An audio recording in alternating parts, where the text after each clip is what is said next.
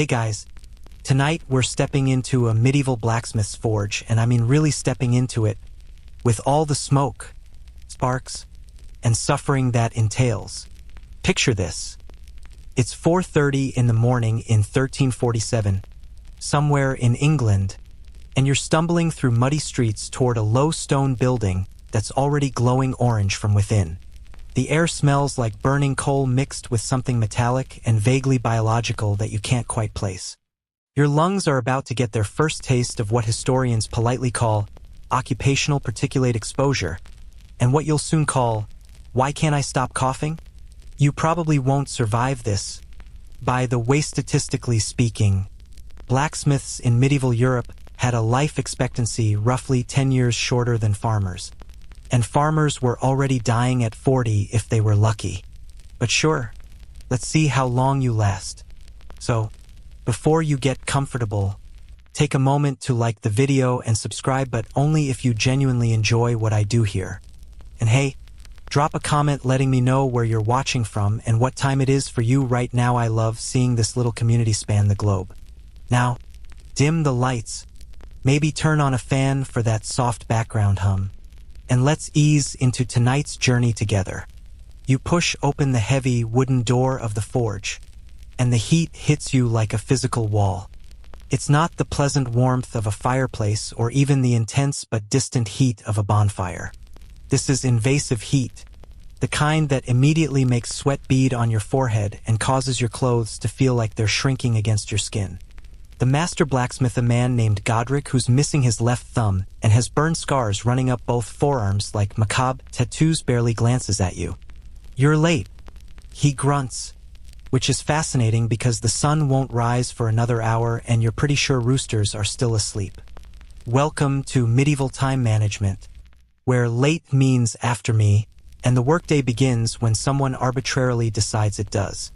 The forge itself occupies a single large room, maybe 30 feet by 20, with a ceiling blackened by decades of smoke. The centerpiece is the waist-high stone and clay structure that holds the fire, currently burning with an intensity that makes you squint even from across the room. Next to it stands the anvil, a massive block of iron sitting on a tree stump that's been worn smooth by generations of hammering. The bellows, essentially a giant leather lung, hangs beside the hearth, waiting to pump air and turn that fire from merely dangerous to absolutely lethal. Tools hang on every available wall surface. Hammers of every conceivable size, tongs with jaws shaped for gripping different metal pieces, chisels, punches, and implements whose purposes you can't even guess. Everything is covered in a fine layer of black dust that you'll later learn is a mixture of coal residue, metal particles, and probably some of the previous apprentice. Godric tosses you a leather apron that's stiff with old sweat and burnt spots. Put it on, he says, already turning back to the fire. And don't touch anything metal without asking. Last boy lost 2 fingers thinking he knew better. You're not sure if he's joking. You're also not sure the previous apprentice left voluntarily or was simply absorbed into the general grime of the place. The apron smells like it died, was resurrected, then died again, but you tie it around your waist because refusing isn't really an option. You're here because your father paid Godric a substantial fee, roughly equivalent to 3 months of a laborer's wages, for the privilege of having you work here for 7 years. Yes, you read that right. Your family paid for you to do manual labor that will probably cripple you. Medieval economics were wild. The morning routine begins with the most critical task, waking the fire. Now, you might think a forge fire is like a campfire. You throw some wood on, maybe poke it a bit, and you're good to go. You would be catastrophically wrong. The forge fire is a living thing that demands constant attention, precise fuel ratios, and the kind of temperature control that would make a Michelin star chef weep with frustration. Godric is already at the hearth, using a long iron poker to break up the layer of ash covering last night's coals. Underneath, you can see a dull red glow. The fire never fully dies in an active forge, because starting from scratch would take hours.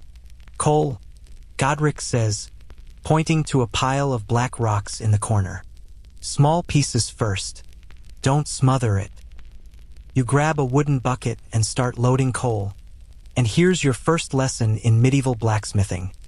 Coal quality matters desperately, and what you're looking at isn't the convenient briquettes from a modern hardware store. This is raw bituminous coal, possibly mixed with charcoal, and it contains sulfur, volatile compounds, and enough impurities to make every breath near the forge a chemical adventure. You carry the bucket to the hearth, and Godric shows you how to place the pieces strategically around the existing coals, creating what he calls a nest. Too much coal and you suffocate the fire. Too little and it never reaches the temperatures needed to work iron. The margin for error is approximately 0, and you're expected to master this on day 1. No pressure. As the coal begins to catch, Godric nods toward the bellows. Pump, he instructs. Steady. Not too fast or you'll blow it out. Not too slow or it dies. The bellows are essentially 2 wooden boards connected by leather, with handles on the top board. You grab the handles and push down. It's harder than it looks. The leather wheezes and air rushes through a pipe into the base of the fire. The coals respond immediately, glowing brighter, and you can actually hear the fire intensify with a soft roar.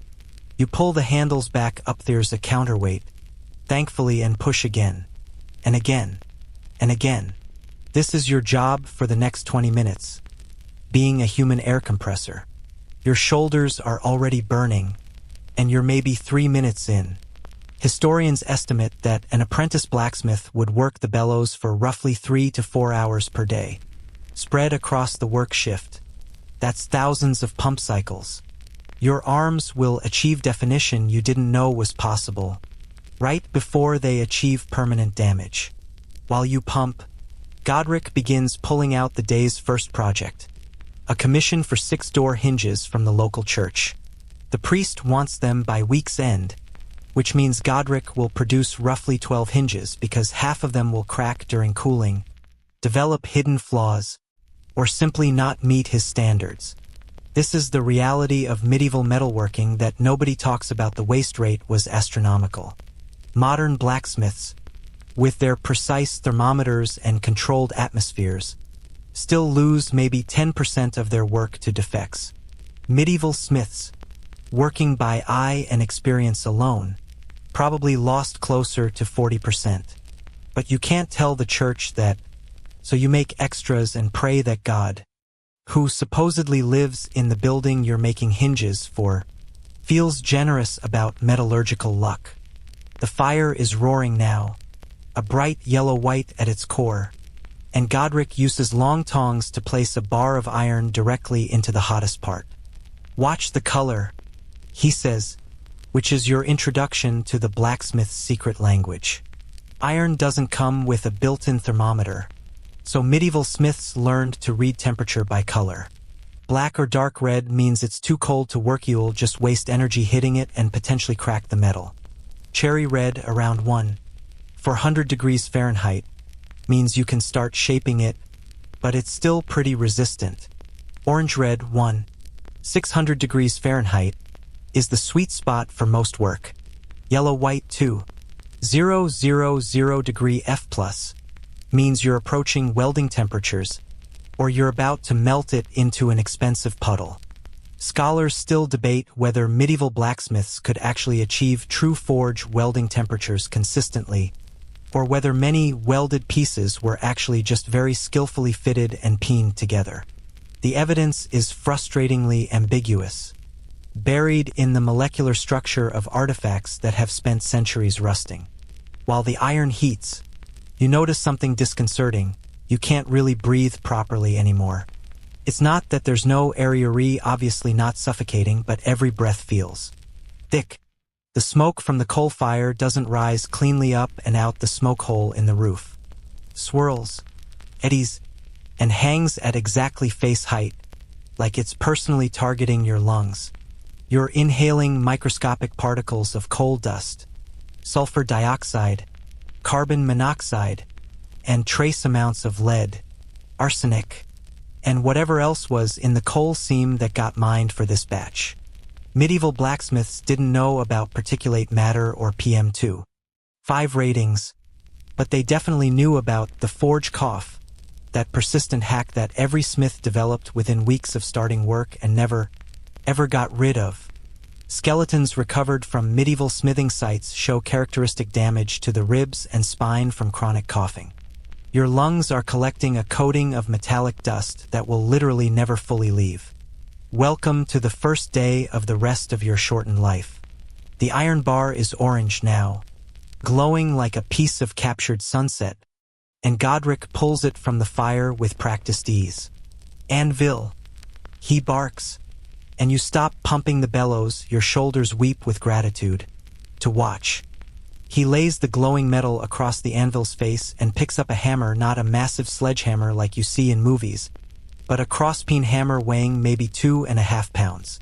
For the next 30 seconds, you witness something that looks deceptively like simple hammering but is actually one of the most refined motor skills in human history.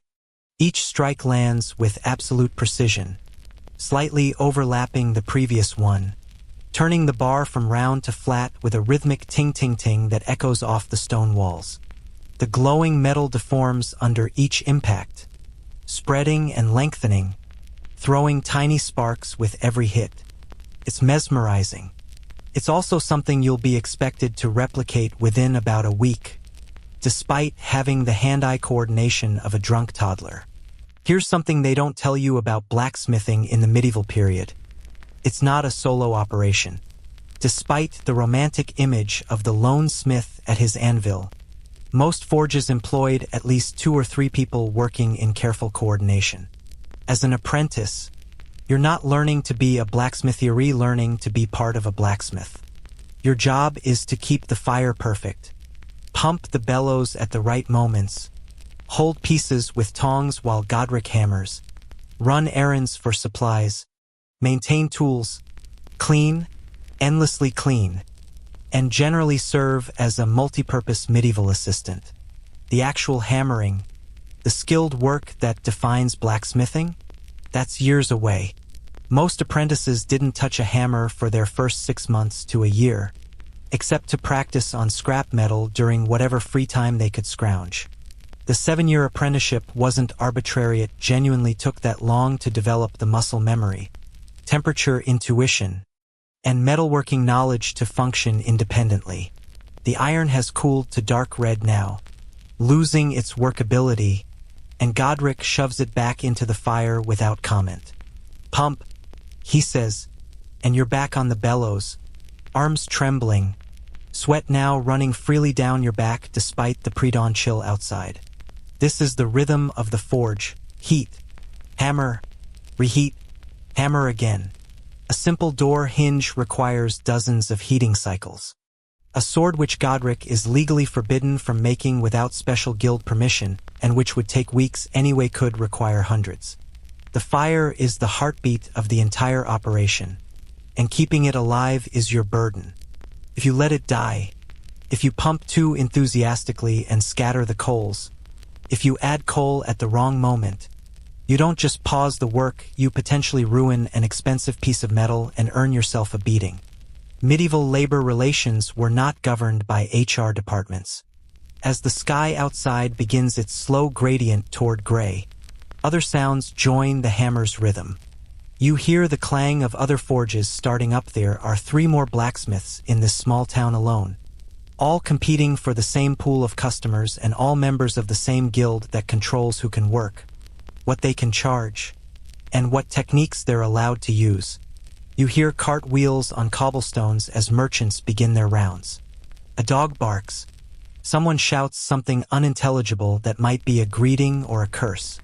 The medieval world is waking up, and you've already been working for an hour, your lungs coated in coal dust, your shoulders screaming, your eyes stinging from smoke, and you haven't even begun the actual dangerous part of the day yet. Godric finishes the first stage of the first hinge and tosses it into a large bucket of water near the anvil. The metal hits the water with an explosive hiss, and steam erupts so violently that you instinctively step back. That's slack quenching, Godric explains, which is his version of teaching. Slow cools it.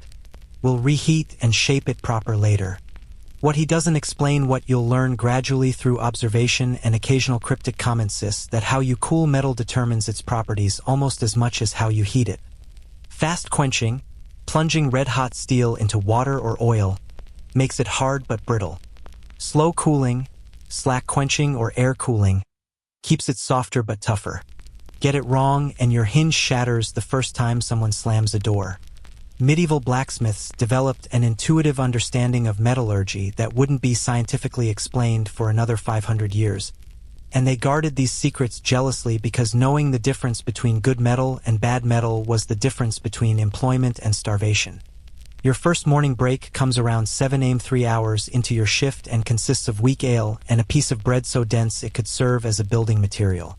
You sit on a rough wooden bench outside the forge, grateful for the relatively fresh air, even though fresh is relative in a medieval town where sanitation means throw it in the street and hope it rains. Your hands are already blistering from the bellows handles. Your back aches from hunching over. Your throat is raw from breathing smoke. And you're not even remotely done. The sun is barely up, and you've got another 13 hours of this ahead of you. Minimum.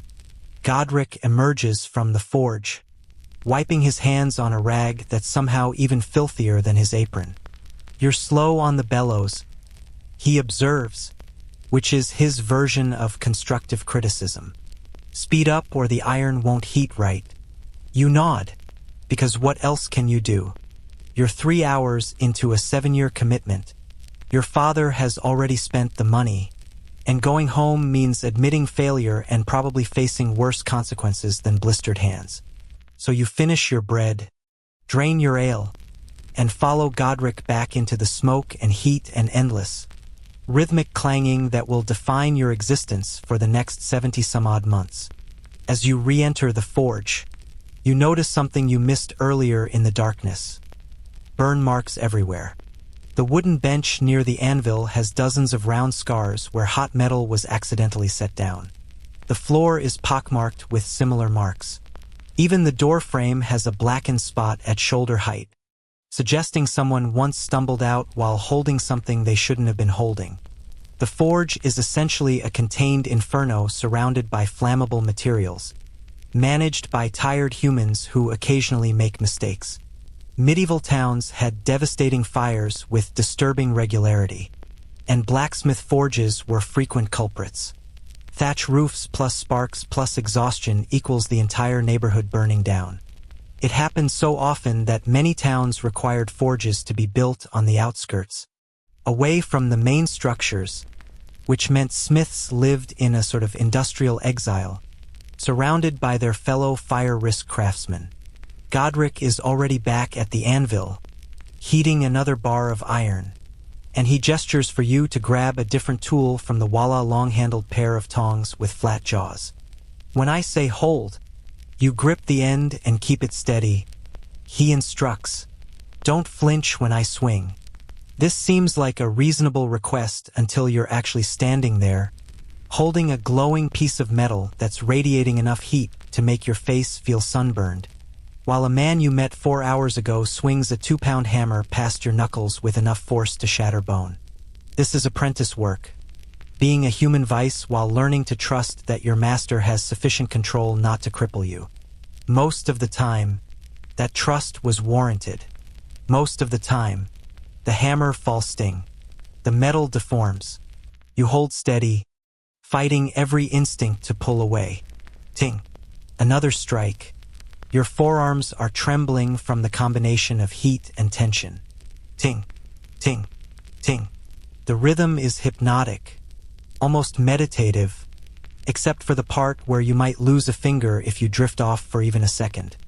This is how medieval blacksmiths trained their apprentices, not through careful explanation and safety protocols, but through immediate immersion in dangerous work that demanded total attention. You learned or you left, often missing parts. There was no middle ground. And this is just morning. You haven't even seen what the forge is like at midday. When the summer sun combines with the fire to create temperatures that have caused modern historians, recreating medieval forges, to simply abandon the experiment and go find air conditioning, you haven't experienced the unique joy of metal splinters embedding themselves under your fingernails. You haven't discovered what happens when you accidentally grab the wrong end of a cooling tool. You haven't met the guild inspector who can shut down the entire forge on a whim if he decides Godric isn't following protocols. You haven't learned about the complex hierarchy of metals, why you can't just work any iron the same way, why some batches are mysteriously better than others, why the iron from Swedish bog ore costs 3 times what Spanish iron costs and is worth every penny. But you'll learn. Over the next 7 years, you'll learn all of this and more, assuming you survive. And that's a bigger assumption than you might think. Remember that crocodile dung sunscreen from ancient Egypt? At least that was just uncomfortable and useless. This forge is actively trying to kill you, and you're only 3 hours in. The morning stretches ahead, filled with heat and smoke and the endless, ringing song of metal on metal. Your new normal has begun. The fire stares at you like a malevolent eye, and you're beginning to understand that absolutely everything in this forge revolves around keeping that eye open and glaring at exactly the right intensity. It's now around 8 a.m. The sun has fully risen, and you're learning that managing the forge fire is less like tending a campfire and more like maintaining a relationship with a temperamental dragon that will absolutely destroy your livelihood if you offend it.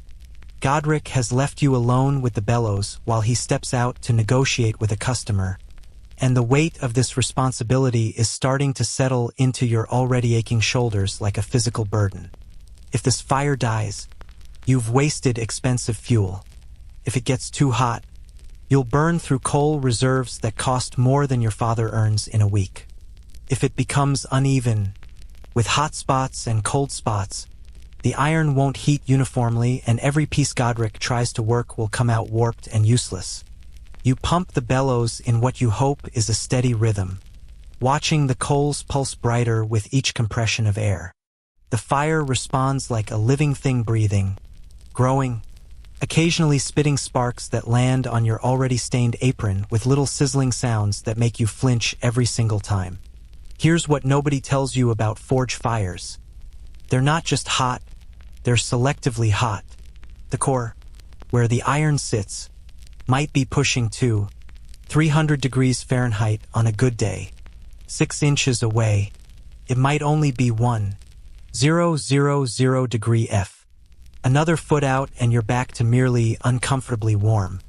Medieval blacksmiths had to develop an almost supernatural sense of these thermal zones, knowing instinctively where to place metal for different heating rates, where to bank coals for later use, where the fire would die if left unattended. Modern metallurgists can measure this stuff with thermocouples and infrared cameras. You get to wave your hand near the fire and guess, then suffer the consequences when you guess wrong. The coal itself is a constant source of anxiety that you're only beginning to appreciate.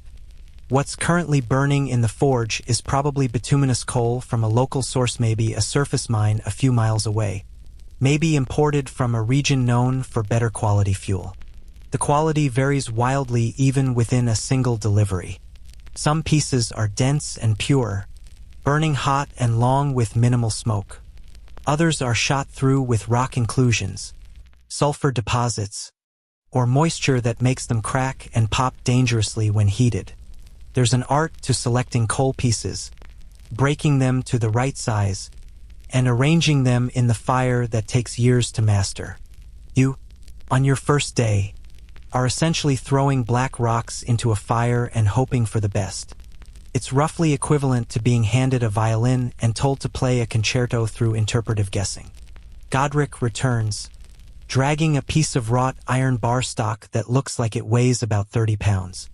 Church wants a door latch, he announces, shoving the metal into a corner. Decorative. They want a fish. Of course they want a fish, the early Christian symbol, because nothing says house of God like making the blacksmith's life unnecessarily complicated. Forming a flat piece of iron into a fish shape requires multiple heating cycles, careful hammer work to create the body taper, punching or drilling for the eye, and probably some decorative scale texturing that will take hours of tedious, precise tapping with a small punch. This is a multi-day project that will pay maybe enough to cover the coal costs and feed Godric's family for a week. You'll see approximately none of this money, because apprentices work for room, board, and training, which is medieval speak for legal unpaid labor. But first, the fire needs more coal. Always more coal. Godric shows you the trick of adding fuel. You don't dump it directly onto the working heart of the fire. Instead, you build a wall around the perimeter, piling fresh coal in a ring that will gradually heat and ignite from the existing fire, creating a self-sustaining system. As the outer coal catches, you push it inward to replace what's being consumed at the center. It's elegant in theory. In practice, you're juggling pieces of coal with your bare hands. They're not actually hot yet, just warm and filthy. Trying to build a stable structure from irregularly shaped rocks, while smoke pours directly into your face because you're leaning over the hearth. Your eyes are streaming tears, not from emotion but from the sulfur dioxide irritating every mucous membrane in your head. This is fine. Everything is fine. You definitely signed up for this. The smoke deserves its own paragraph because it's going to be your constant companion for the next 7 years and probably the thing that ultimately kills you. Medieval forge smoke wasn't like modern campfire smoke annoying but ultimately harmless in small doses. This smoke is an industrial chemical cocktail that would absolutely violate every air quality standard ever written if such things existed, which they didn't, because medieval society operated on the principle of, if it doesn't kill you immediately, it's probably fine long-term. When bituminous coal burns, it releases sulfur dioxide, carbon monoxide, nitrogen oxides, and a spectacular array of particulate matter including heavy metals. Some medieval coal deposits contained significant arsenic, which means you're literally breathing poison 8 hours a day minimum. The blacksmiths knew something was wrong. They couldn't not notice that they coughed constantly, developed respiratory problems young, and died with lungs that felt like leather bags filled with gravel. But they didn't have the scientific framework to understand why, so they just accepted it as the cost of the trade. You're now part of that tradition. Congratulations.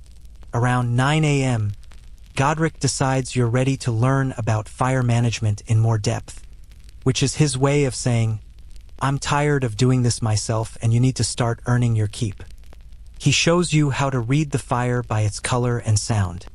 A healthy forge fire has a specific roar, not too loud, which means too much air, and not too quiet, which means it's dying. The coals should glow a consistent orange-red across the surface, with the working area in the center showing yellow-white heat. If you see black spots, those areas aren't getting enough air and need the coals rearranged. If you see excessive sparking, something's wrong with the coal quality or there's too much air turbulence. These observations sound simple. Making the corrections requires manipulating burning coals with iron pokers while pumping bellows with the other hand, while also not falling face first into the fire because you're exhausted and dehydrated. It's like patting your head and rubbing your stomach, except failure means facial scarring. Here's a quirky bit of medieval forge lore that scholars love to argue about. Some blacksmiths allegedly added specific materials to their fires to alter the burning characteristics or even to improve the metal. References exist in period texts to adding bone meal or ground limestone, possibly to reduce sulfur content or modify the carbon transfer to the iron. Some smiths swore by adding small amounts of salt, claiming it helped clean the metal surface. Whether any of this actually worked is still debated. It's entirely possible these were just forge superstitions passed down through generations, the medieval equivalent of wearing your lucky socks to a job interview. What's not debatable is that medieval smiths absolutely believed in these practices and guarded them as trade secrets, which tells you something about how mysterious and unreliable their process actually was. If metalworking were straightforward and predictable, There'd be no need for secret ingredients and whispered techniques. The dehydration hits you around mid-morning like a physical slap. You're standing maybe 4 feet from a fire that's burning at temperatures that would melt aluminum, in a room with minimal ventilation, pumping bellows that require continuous physical effort, and you suddenly realize you haven't had water in 3 hours. Your mouth tastes like you've been chewing on a rusty nail, which, let's be honest, is probably not far from the truth given the metallic dust in the air. Godric notices you swaying slightly and tosses you a leather water skin with a grunt. "Drink," he orders. "Can't have you passing out and cracking your skull." Slows down work. Such tender concern for your well-being really warms your heart, almost as much as the forge fire warms literally every other part of your body to the point of heat exhaustion. The water is lukewarm, slightly leathery tasting, and possibly the best thing you've ever consumed. You drain half the skin in seconds, and Godric makes an annoyed sound. "Easy," he snaps. "That's got to last till midday, right? Water costs money. It has to be carried from the well, stored in vessels, and rationed like any other resource. You're not drinking whenever you're thirsty. You're drinking on a schedule determined by your master's assessment of minimum survival hydration. This is going to go great, especially in summer, when the forge temperature can hit 120 degrees Fahrenheit inside even without the fire's contribution. Modern blacksmiths, recreating medieval conditions, report that maintaining a forge in summer requires consuming roughly a gallon of water per hour to avoid heat stroke. You're rationed to maybe 2 quarts for your entire 16-hour shift. Your kidneys are not going to thank you for this, assuming they survive long enough to file a complaint. Godric pulls another piece of iron from the fire. This one's been heating for nearly 20 minutes, cycling through different temperature zones as he slowly brings it up to working heat. "Color," he says, testing you. You peer at the glowing metal, trying to remember what he said earlier. "Orange?" You venture. "Orange red?" He makes a non-committal sound that might be approval or might be suppressed fury. "Close enough. It's ready." He lays the iron across the anvil and begins hammering, and you notice something you missed before. Every strike isn't at full force. He's modulating each impact, hitting harder in some spots, softer in others, gradually coaxing the metal into shape rather than beating it into submission. This is the skill that takes years to develop, knowing exactly how hard to hit, where to hit, what angle to hold the hammer, how the metal will respond. It looks simple. It's approximately as simple as performing surgery while the patient is on fire. Between hammer blows, Godric provides what passes for instruction. Metal moves away from the hammer. He says, "Ting. Hit the center. Edges spread. Ting. Hit the edge. Center thickens. Ting. Too cold. You'll crack it. Ting. Too hot. You'll burn it." This is the entirety of your formal education in metal shaping, for sentences delivered between hammer strikes. The rest you're expected to learn through observation, practice on scrap metal if you can find any, and mostly through screwing up repeatedly until you either figure it out or give up and become a farmer. The medieval apprenticeship system was astonishingly effective at producing skilled craftsmen. But let's be clear, it was effective through a brutal process of attrition and survivorship bias. The apprentices you hear about in historical records are the ones who made it. The ones who quit, got maimed, or died are largely invisible to history, though skeletal evidence from medieval cemeteries suggests there were plenty of them. The fire needs attention again, it always needs attention, and you're back on the bellows, pumping in the rhythm you're starting to internalize. Pump, pause, pump, pause. Too fast and you blow ash everywhere. Too slow and the fire loses temperature. Your world has narrowed to this single task, keeping air flowing into the fire at exactly the right rate. Your shoulders have moved beyond pain into a sort of numb burning sensation that might be muscle fatigue or might be the beginning of permanent damage. You're 19 years old, probably medieval people weren't always great at tracking exact ages, and you're developing the posture and joint problems of a 50-year-old.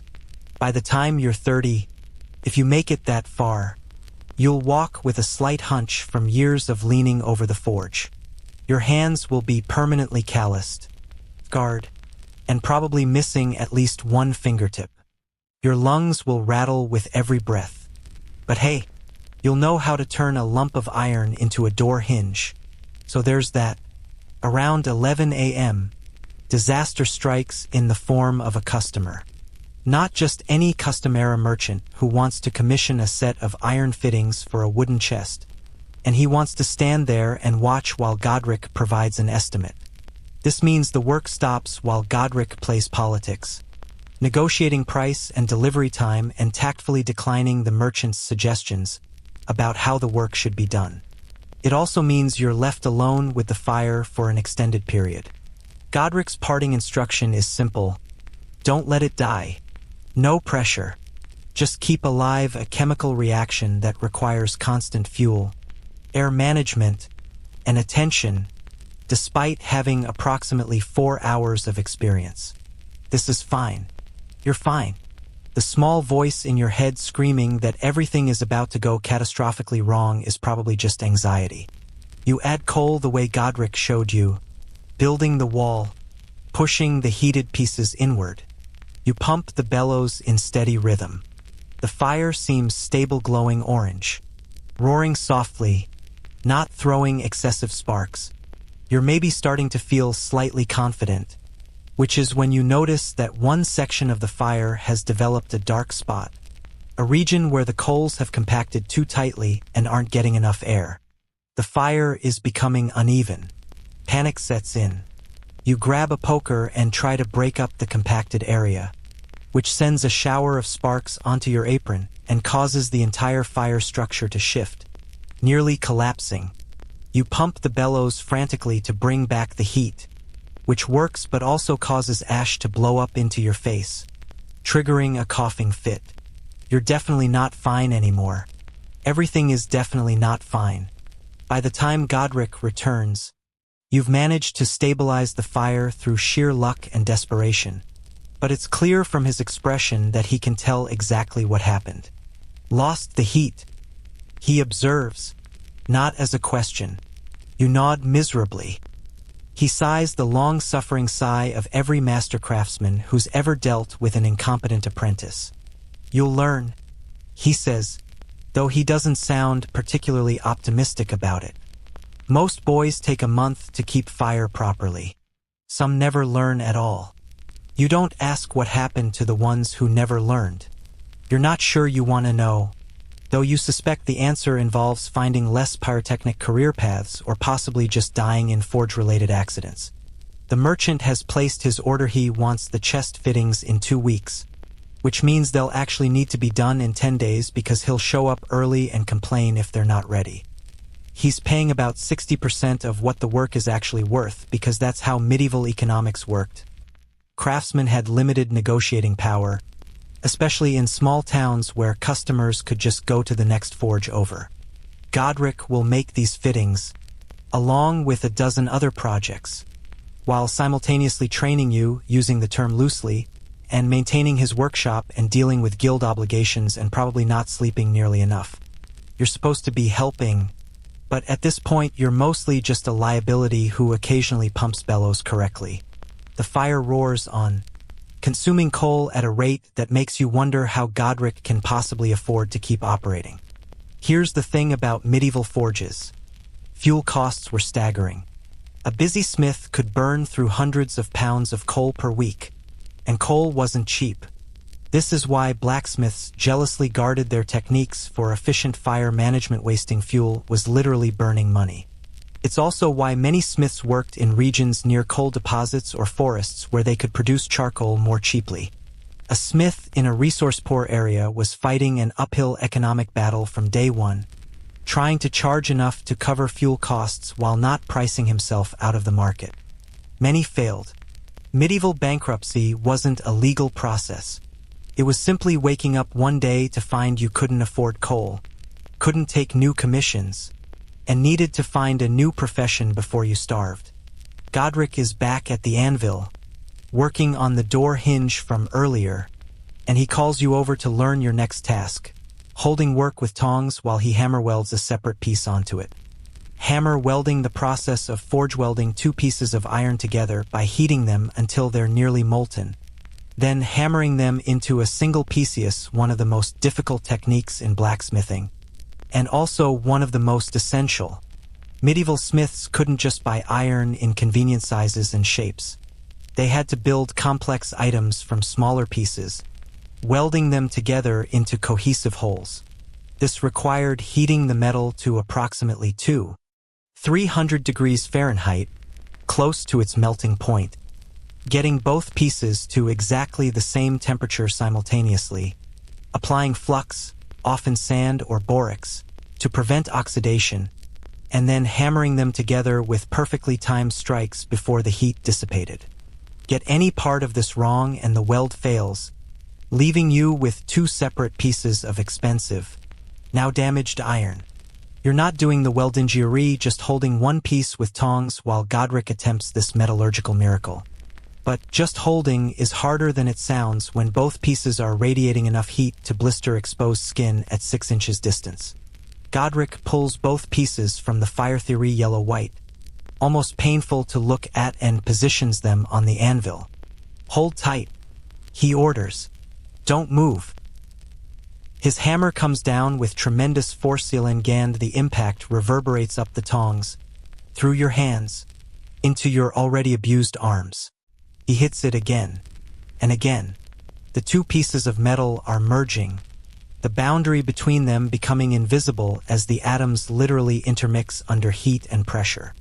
It's genuinely magical, if you ignore the part where your hands feel like they're about to burst into flames from the radiant heat. The weld takes maybe 30 seconds of intense hammering, and then Godric shoves the joined piece back into the fire to even out the temperature and prevent stress cracks. Good, he says, which might be the first actual compliment you've received all day. Your hands are shaking from tension and heat, and there are new blisters forming on your palms despite the thick leather tongs. But you held steady and the weld took. This is apprentice victory. Not getting yelled at. Not screwing up badly enough to waste materials. Keeping all your fingers. The bar for success is underground, and you've managed to slightly exceed it. Midday approaches, which means it's been roughly 7 hours since you arrived in the dark pre-dawn, and you're beginning to understand why blacksmiths are universally depicted in medieval art as stocky, heavily muscled men with permanent scowls. This work doesn't make you fit in an attractive way. It makes you fit in the way a plow horse is fit, thick, powerful, shaped by relentless labor into a form that's optimized for survival rather than aesthetics. Your body is already starting the transformation. Muscles you didn't know existed are making their presence known through searing pain. Your lungs are adapting to the smoke by producing more mucus, which means you're developing the characteristic forge cough, that constant throat-clearing hack that every smith makes. Your skin is drying out from the constant heat exposure, developing a leather-like quality that's not so much tanned as it is slowly cured like meat in a smokehouse. The forge fire stares at you with its unblinking orange eye, demanding more coal, more air, more attention, always more. You're starting to realize that the fire isn't just a tool, it's more like a high-maintenance pet that costs a fortune to feed, requires constant attention, and might kill you if you make a mistake. Except you can't just give it away or take it to a farm upstate. This fire, or one exactly like it, will dominate your existence for the foreseeable future. 7 years of apprenticeship, then potentially decades more as a journeyman and eventually master smith, all revolving around keeping this temperamental chemical reaction happy and productive. When people say the medieval period was simpler times, this is what they're forgetting. Yes, the technology was simpler, but that meant every simple thing required exponentially more human effort and suffering. You don't have an electric furnace with a thermostat. You have a pile of burning rocks that you manipulate with your hands while choking on poison gas. progress, turns out, is pretty great actually. Godric announces it's time for the midday meal break that you greet with the kind of desperate gratitude usually reserved for divine intervention. But the fire can't just be abandoned. Before you can eat, you have to bank the coals, arranging them in a specific pattern that will keep the fire alive but reduce fuel consumption. It's like putting the dragon to sleep without actually putting it out. Too much air and it burns through coal unnecessarily. Too little and it dies, requiring hours to restart. Godric demonstrates once, moving quickly, and you try to memorize every motion. You'll be doing this solo by the end of the week, guaranteed. The midday meal is bread, cheese, and small beer, eaten outside in blessed fresh air that tastes impossibly clean after hours of smoke. Your appetite is enormous, the caloric demands of forge work are extreme, but the food is modest. Medieval diets weren't glamorous, especially not for craftsmen who lived one bad harvest or slow business month away from genuine hardship. You eat quickly, aware that the break is maybe 20 minutes and you need to use some of it to relieve yourself in the outhouse behind the forge, which is its own special kind of medieval nightmare that we don't need to detail too extensively. As you sit there, wolfing down bread and trying not to think about how many hours of work remain, you notice the other smiths in their forges up and down the street, all taking their midday break simultaneously. It's like a synchronized surrender to exhaustion. These Monterey all men, with extremely rare exceptions, are your future. The young journeyman across the street with the burn scar covering half his face.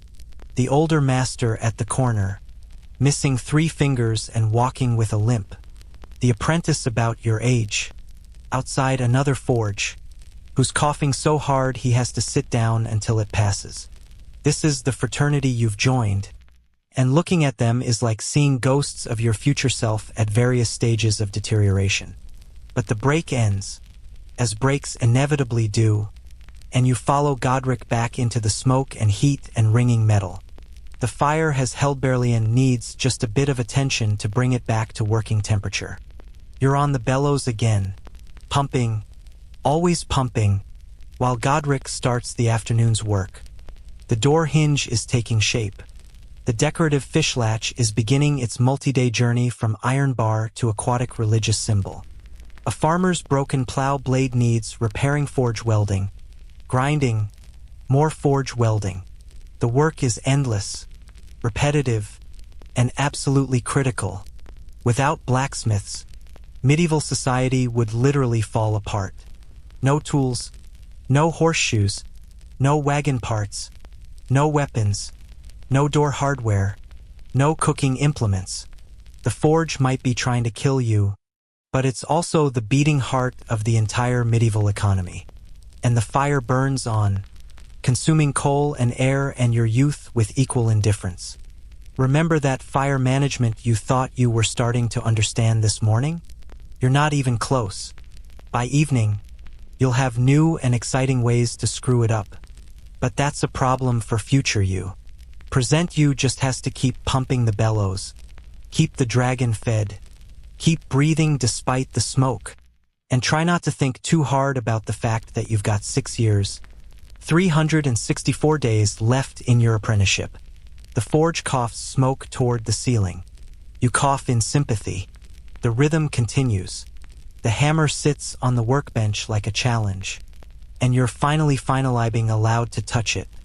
This mid-afternoon now, maybe 2 p.m. by the position of the sun filtering weakly through the smoke hole, and Godric has decided you're ready to learn the fundamental skill that defines blacksmithing.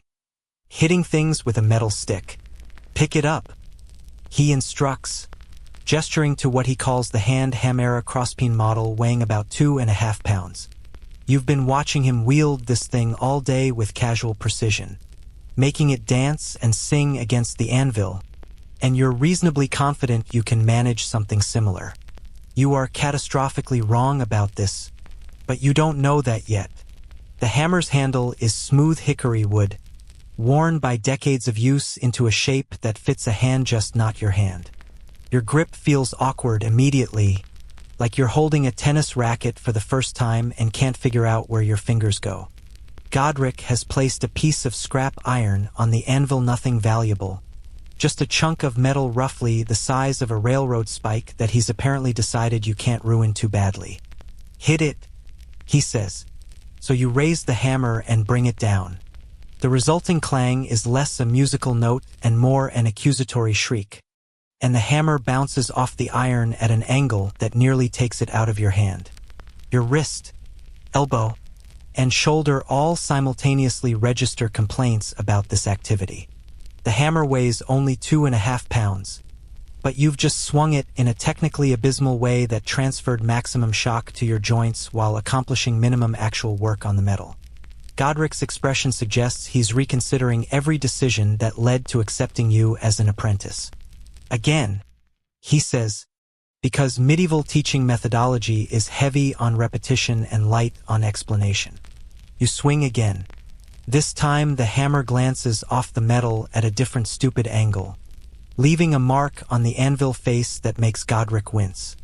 The anvil is valuable, probably the single most expensive item in this entire forge, representing an investment equivalent to several months' income. Damaging it through incompetent hammering is not winning you any points. Watch, Godric says, taking the hammer from you. He positions himself at the anvil and demonstrates what a proper hammer blow looks like. The hammer rises smoothly, reaches the top of its arc, and falls with controlled force, striking the iron dead center with the face perfectly parallel to the work. The sound is clean, pure, ringing ting that resonates in your bones. The metal deforms exactly where he wanted it to. He makes it look effortless. It is not effortless.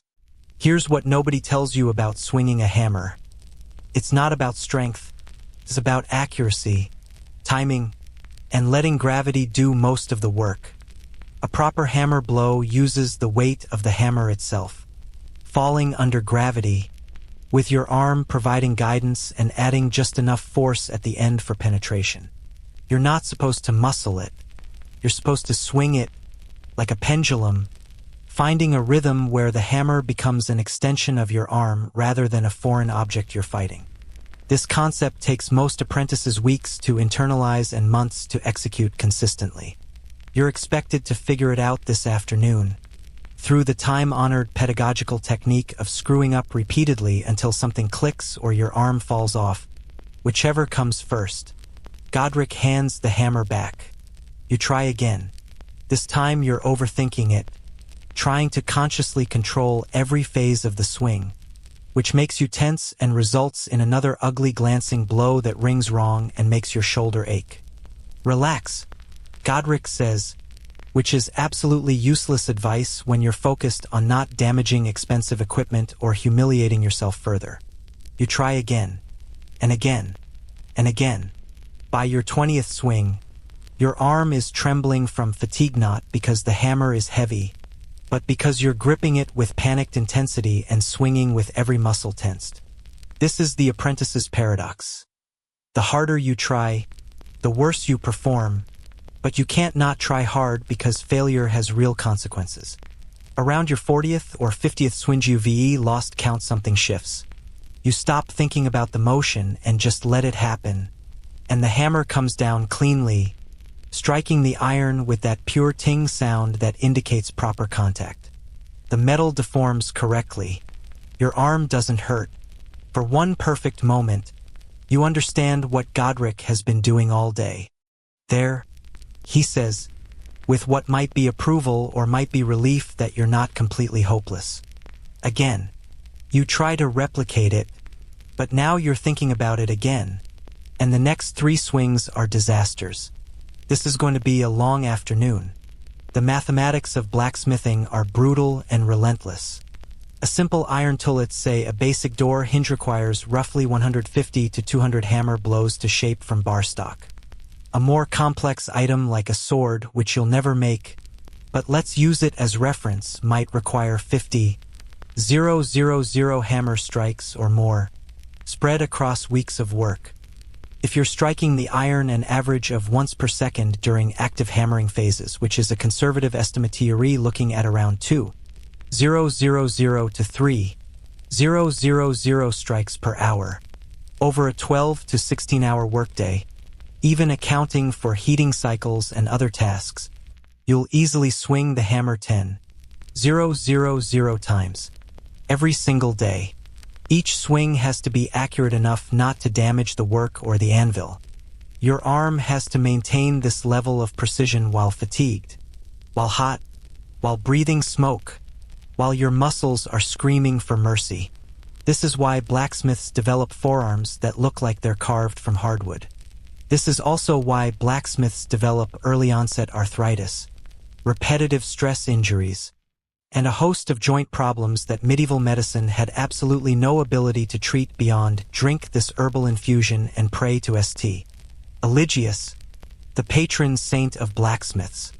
Godric lets you practice on the scrap metal for maybe an eternity of repetitive hammering that leaves your arm feeling like overcooked pasta before deciding you're ready to attempt something marginally productive.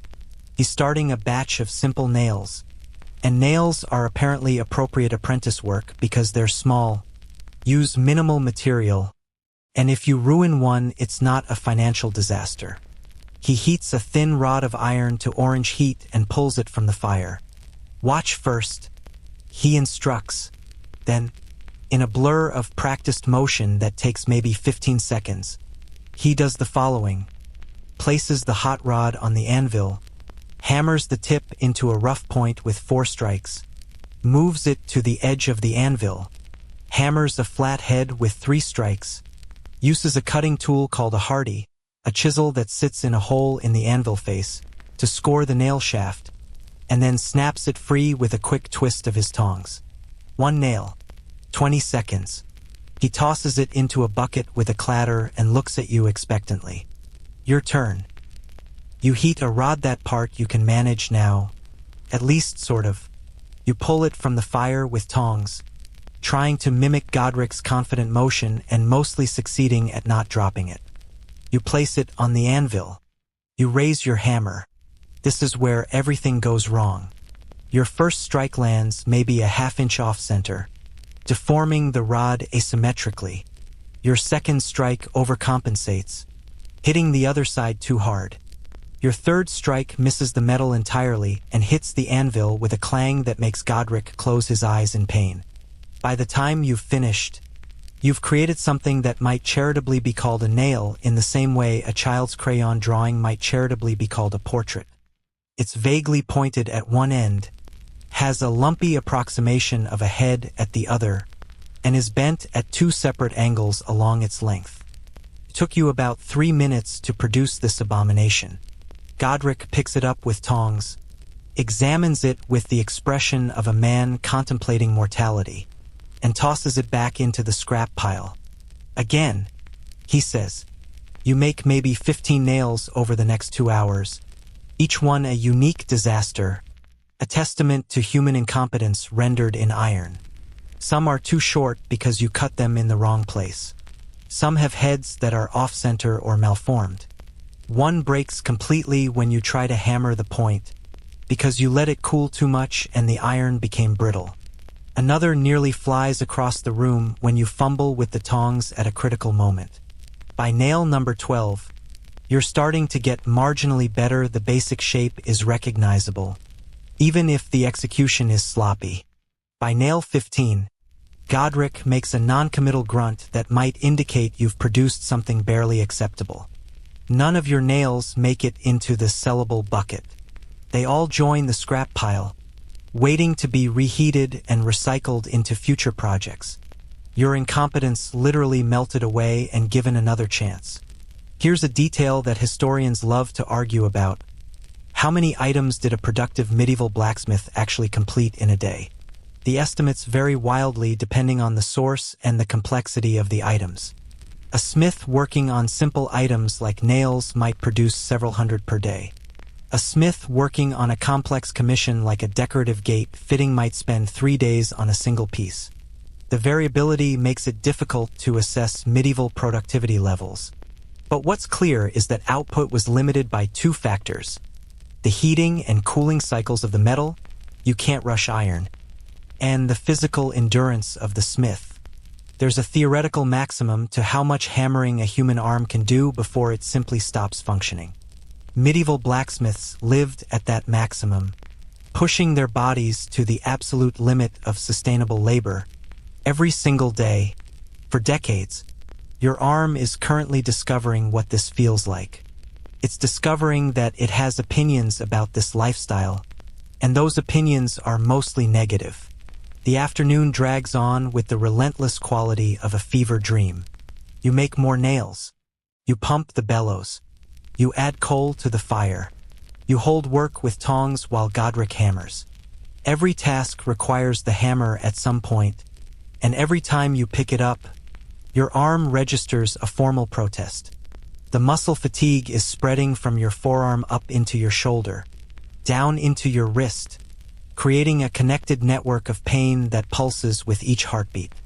This is day 1. You have 554 more days of apprenticeship ahead of you. The math is not encouraging. You're starting to understand why medieval apprentices sometimes ran away, forfeiting their family's investment and their master's training, choosing poverty or vagrancy over 7 years of this.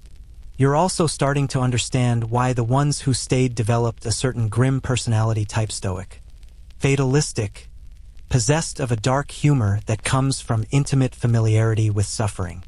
Around 4 p.m., a new horror arrives. Godric decides you need to learn about hammer maintenance. The hammer you've been using isn't maintenance-free. The head can work loose from the handle with repeated impacts, requiring periodic reseating. The handle itself can crack or splinter, requiring replacement. The face of the hammer, the striking surface, can develop mushrooming or deformation from off-angle impacts, mostly yours, requiring grinding to restore the proper shape. Godric shows you the grinding wheel, a sandstone disc maybe 18 inches in diameter that rotates on an axle when you turn a crank with one hand while holding the work against the stone with the other. This seems simple until you try it and discover that holding a hammerhead against a spinning abrasive wheel with consistent pressure while cranking with your other arm is yet another task that requires coordination you don't possess. The sparks fly into your face, actual red-hot particles of steel being ground away, and you instinctively flinch, which changes the angle and grinds a groove into the wrong part of the hammer face. Godric takes the hammer away before you can damage it further. You'll practice on old tools first, he decides, gesturing to a pile of damaged or worn-out implements in the corner.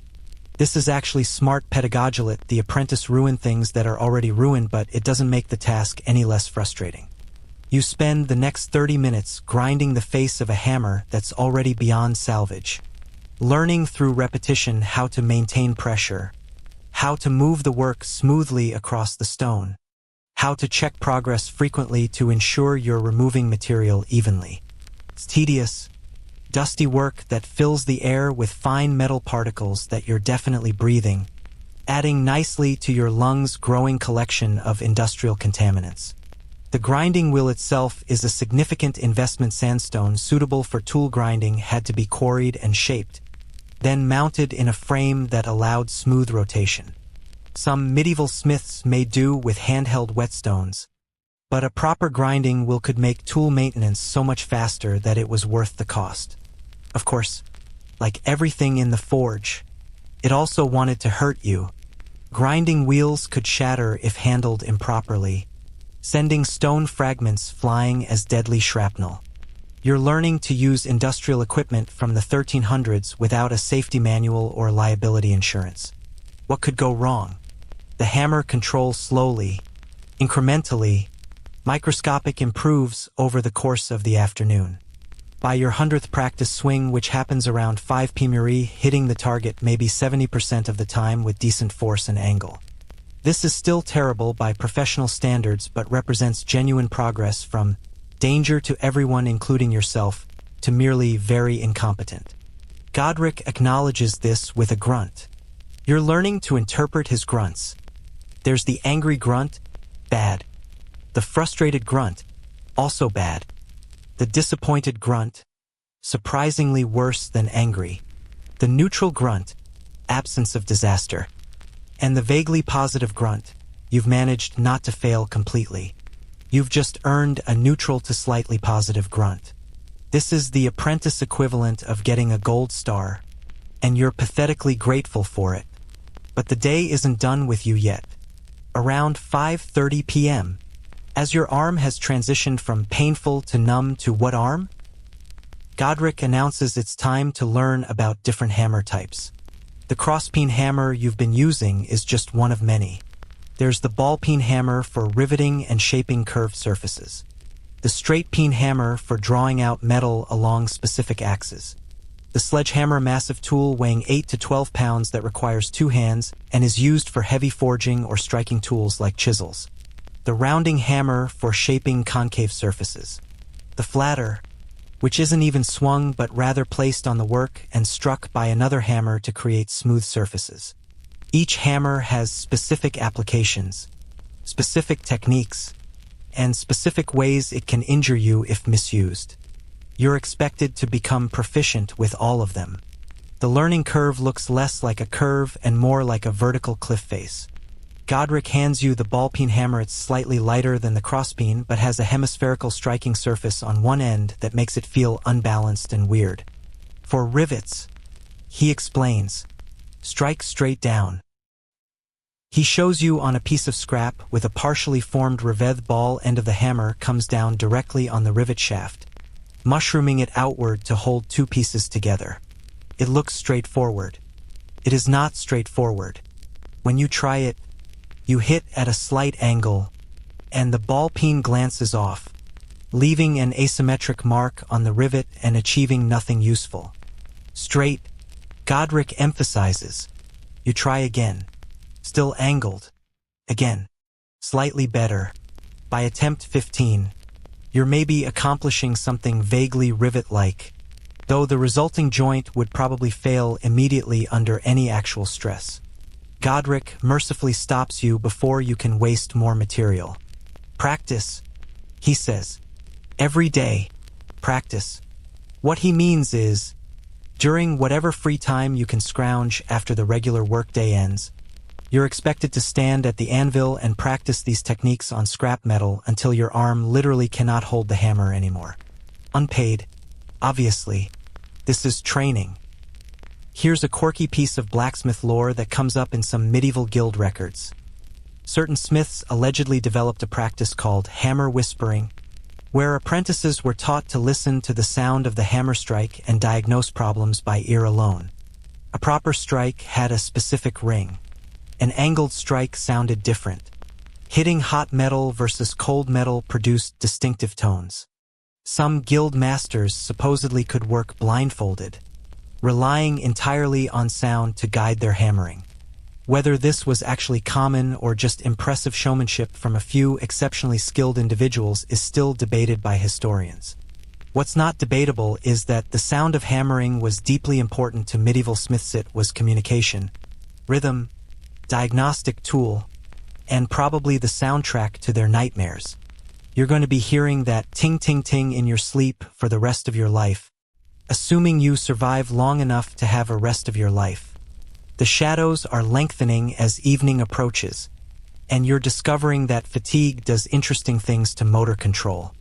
Your hammer strikes, which were finally showing marginal improvement, are getting worse again as exhaustion sets in. You're missing the target more frequently, hitting at bad angles, struggling to maintain the consistent rhythm that effective forging requires. This is dangerous. A tired smith is an injured smith, because one mistimed hammer blow can shatter hot metal and send fragments flying, or miss the work entirely and strike your own hand holding the tongs. Godric is watching you more carefully now, and finally he makes the decision. Enough hammering, he announces. Clean. Cleaning the forge is your evening punishment for the crime of being an apprentice.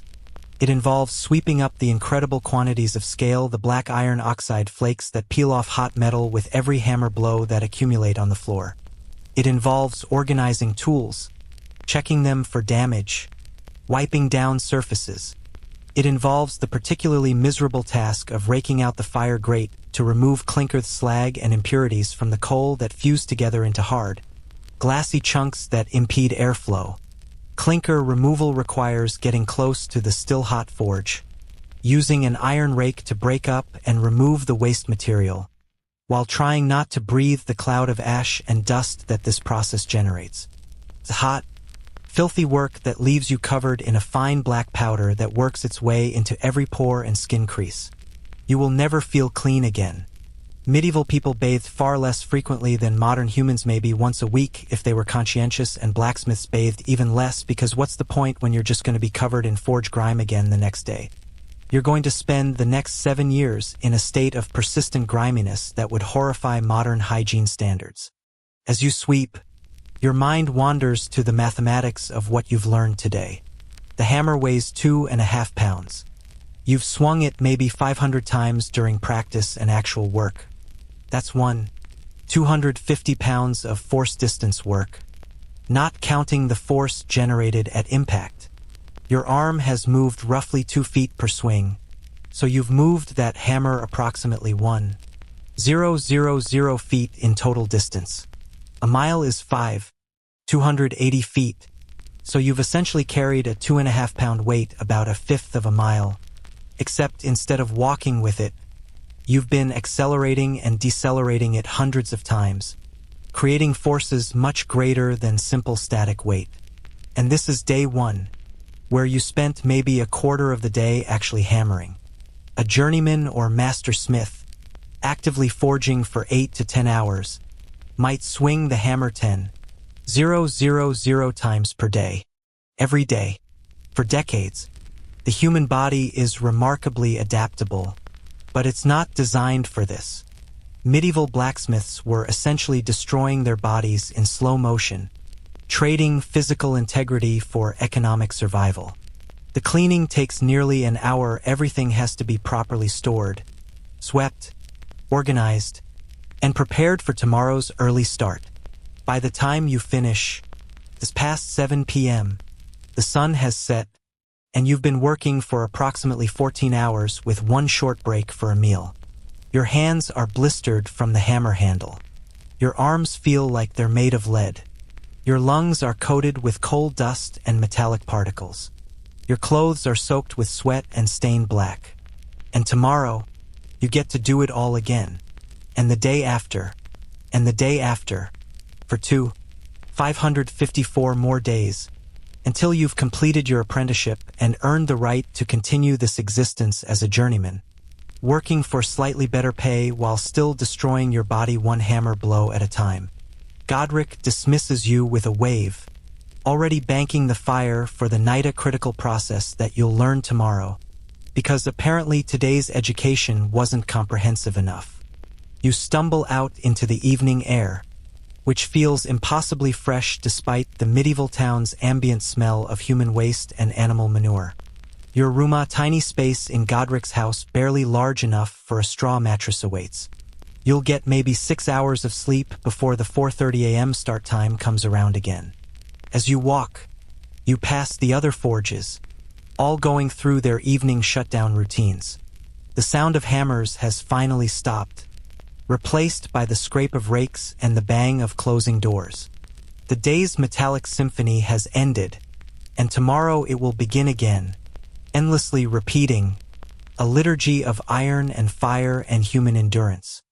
Your arm throbs with every heartbeat, a metronome of pain marking time. You have 554 more days of apprenticeship remaining. The hammer has won today's battle, but there's a war ahead, a war between your body's limits and your need to master this craft. Medieval blacksmiths weren't heroes.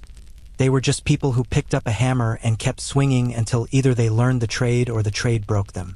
You're somewhere in the middle of that process, too committed to quit, too inexperienced to succeed, just trying to survive until your body adapts or fails. The anvil always wins eventually, but maybe you can delay that victory for a few decades. That's the best case scenario, and you're aiming for it with everything you've got, which after today's introduction to hammer work, Doesn't feel like very much. The hammer awaits tomorrow. Sleep beckons tonight. The cycle continues. You wake to darkness, actual darkness. Not the pre-dawn gray you're already nostalgic for, and your first conscious thought is that your arm has been replaced overnight with a wooden post wrapped in barbed wire and set on fire. Every muscle from your fingertips to your shoulder blade is screaming a unified message of betrayal. You try to flex your hand and discover that your fingers have apparently decided to retire from the finger business entirely, curling into a claw-like shape that requires conscious effort to straighten.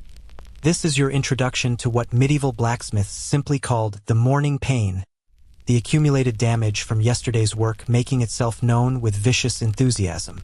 Modern physical therapists would diagnose this as acute muscle strain, micro-tears in muscle fibers, inflammation of connective tissue, and the beginning stages of repetitive stress injury. You diagnose it as, everything hurts and I want to die, which is less technical but more emotionally accurate. Godric's voice cuts through your suffering. Up. Fire won't light itself. It's 4:30 a.m. Again, it's always 4:30 a.m. in some existential sense, and your second day in the forge is beginning whether your body agrees or not. You drag yourself upright, pull on the same smoke-stained clothes from yesterday. Washing is a weekly activity at best, and you're only on day 2, and stumble toward the forge building. The pre-dawn air is cold enough to make you shiver, which creates interesting new dimensions of pain as your damaged muscles contract. You're 19 years old and walking like an arthritic 70-year-old. This is fine. Everything is fine. You definitely chose this career path for good reasons that you're currently struggling to remember. The forge is already glowing when you arrive. Godric has restarted the fire from last night's banked coals, a process you'll learn today because apparently your education in suffering wasn't complete yesterday. The familiar wave of heat hits you as you enter, and paradoxically, feels good. The warmth eases some of the muscle stiffness, and you understand suddenly why blacksmiths often worked through injuries and age-related joint problems. The forge is its own kind of therapy, heating and loosening tissue even as it damages your lungs. It's a devil's bargain written in coal smoke and radiant heat. Godric tosses you the leather apron without preamble. Today you learn iron, he announces, which is ominous in the way that all Godric's pronouncements are ominous, vague, authoritative, and suggesting impending hardship. He pulls several iron bars from the corner rack where raw materials are stored, each one slightly different in appearance. One is dark gray, almost black, with a rough surface texture. Another is lighter, smoother, with a slightly reddish tint. A third has a mottled appearance, like it can't decide what color it wants to be. This, Godric says, hefting the dark one, is bog iron, local, cheap, good for nails, hinges, basic work. He sets it down and picks up the lighter one. This is Spanish iron, costs triple, better quality, fewer impurities. For blades, quality tools. The third bar gets a disparaging look. This is iron from Thomas the Cheap down the valley. He runs his bloomery hot and doesn't flux properly. Only good for practice pieces and things you'll weld together anyway. This is your introduction to the dirty secret of medieval metallurgy. Iron wasn't iron. There was no standardization, no quality control beyond reputation. And every batch from every source had different properties that you had to learn through experience and occasional catastrophic failure. Here's what they didn't teach you in school about medieval iron production. It was essentially artisanal and highly variable. Iron ore was smelted in bloomery, small furnaces that reduced ore to a spongy mass called a bloom, which was then hammered repeatedly to squeeze out slag and consolidate the iron.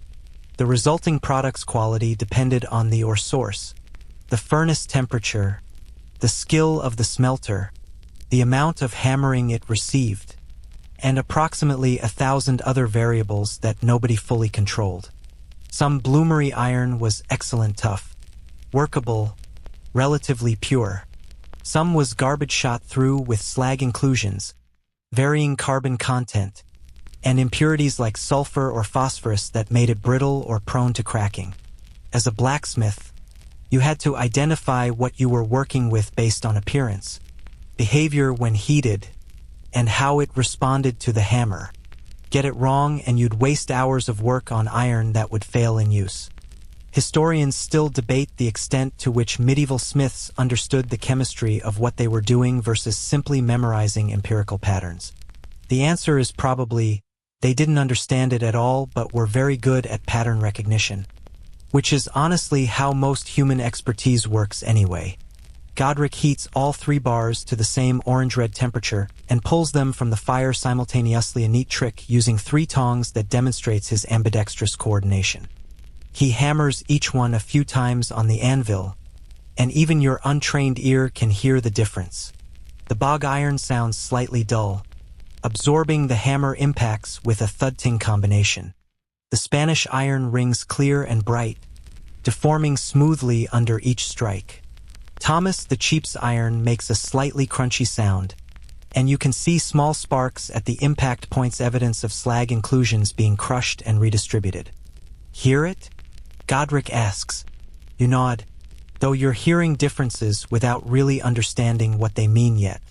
That's okay. You've got 7 years to develop an intuitive sense for iron quality based on subtle acoustic properties. No pressure. But the really important lesson comes next, and it's delivered with typical Godric bluntness. Iron lies. He sets the hammers down and looks at you seriously. It looks ready, feels ready. Then you hit it and it cracks. He picks up another bar from the rack. This one looks fine, uniform in color, seemingly normal. He heats it to what appears to be perfect working temperature, orange-red and glowing evenly. Then he places it on the anvil and strikes it firmly with the hammer. The bar doesn't deform. Instead, a crack opens along its length with an ugly splitting sound, and the entire piece warps and twists. Godric holds up the now useless bar. Bad iron. Had a cold shoulda folded over inclusion from the bloomery. Invisible until stressed. He tosses the ruined bar onto the scrap pile. You'll learn to read iron before it betrays you. Most times. Sometimes it betrays you anyway. This is simultaneously terrifying and fascinating. You're working with a material that has hidden flaws, internal weaknesses, and unpredictable behavior, and you're expected to identify these problems before committing hours of work to a piece that might spontaneously fail. Modern metallurgists use ultrasonic testing, X-ray analysis, and microscopic examination to find defects. You get to squint at it in firelight and make your best guess based on vibes and experience you don't have yet. The failure rate must have been staggering. For every finished medieval artifact that survived to be excavated by archaeologists, how many pieces cracked during forging, split during quenching, or broke in use because of hidden flaws? The answer is probably most of them, which explains why medieval ironwork was expensive and why smiths had to build the cost of failure into their pricing. You weren't paying for one hinge, you were paying for 3 attempts, 2 of which might fail, with the cost distributed across the one that succeeded.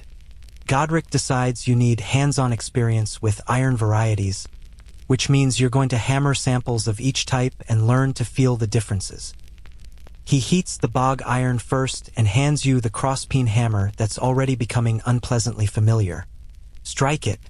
Feel how it moves. You bring the hammer down. Your technique is still terrible but marginally less terrible than yesterday, and the iron deforms with a soft, almost sticky resistance.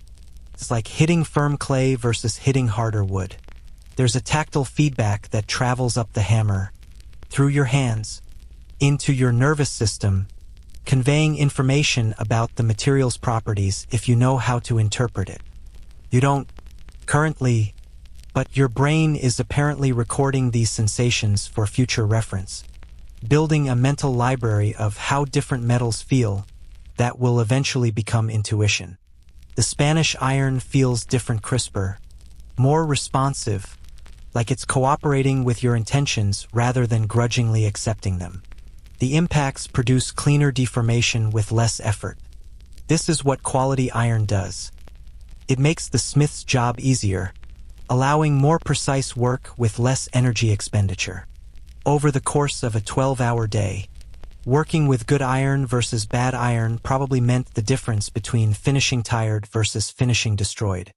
Quality materials weren't just a luxury, they were an occupational health intervention, reducing the cumulative damage to your body by making each hammer strike more efficient.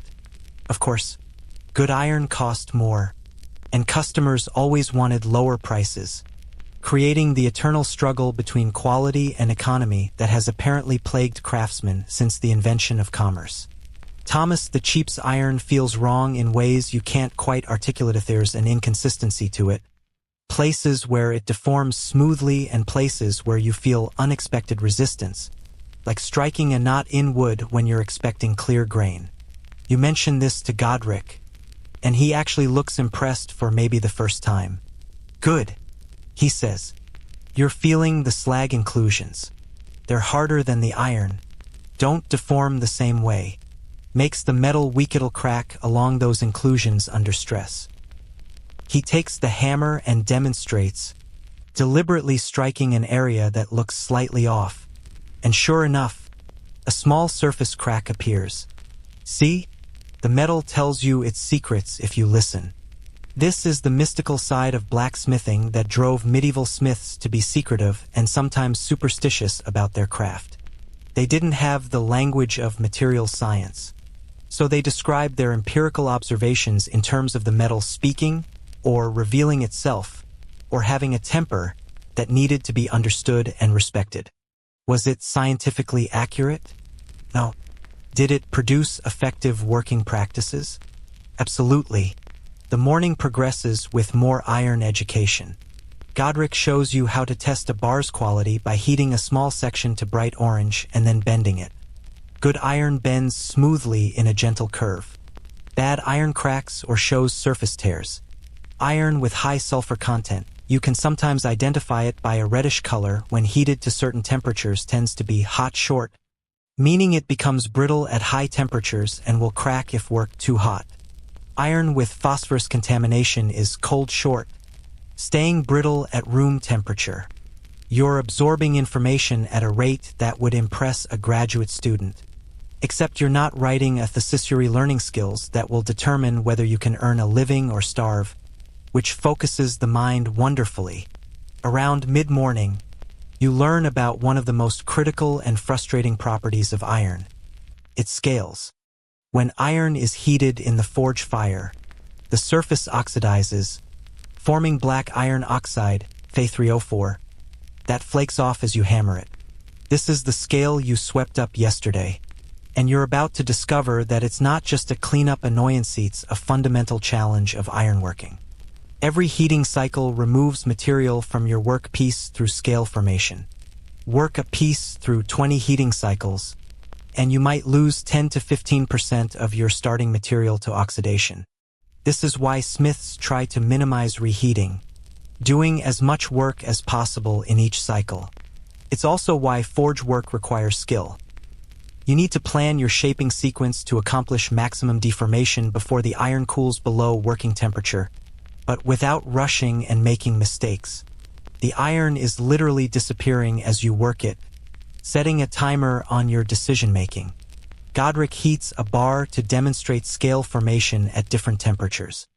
Dull red, scale forms slowly. At bright orange, it forms faster.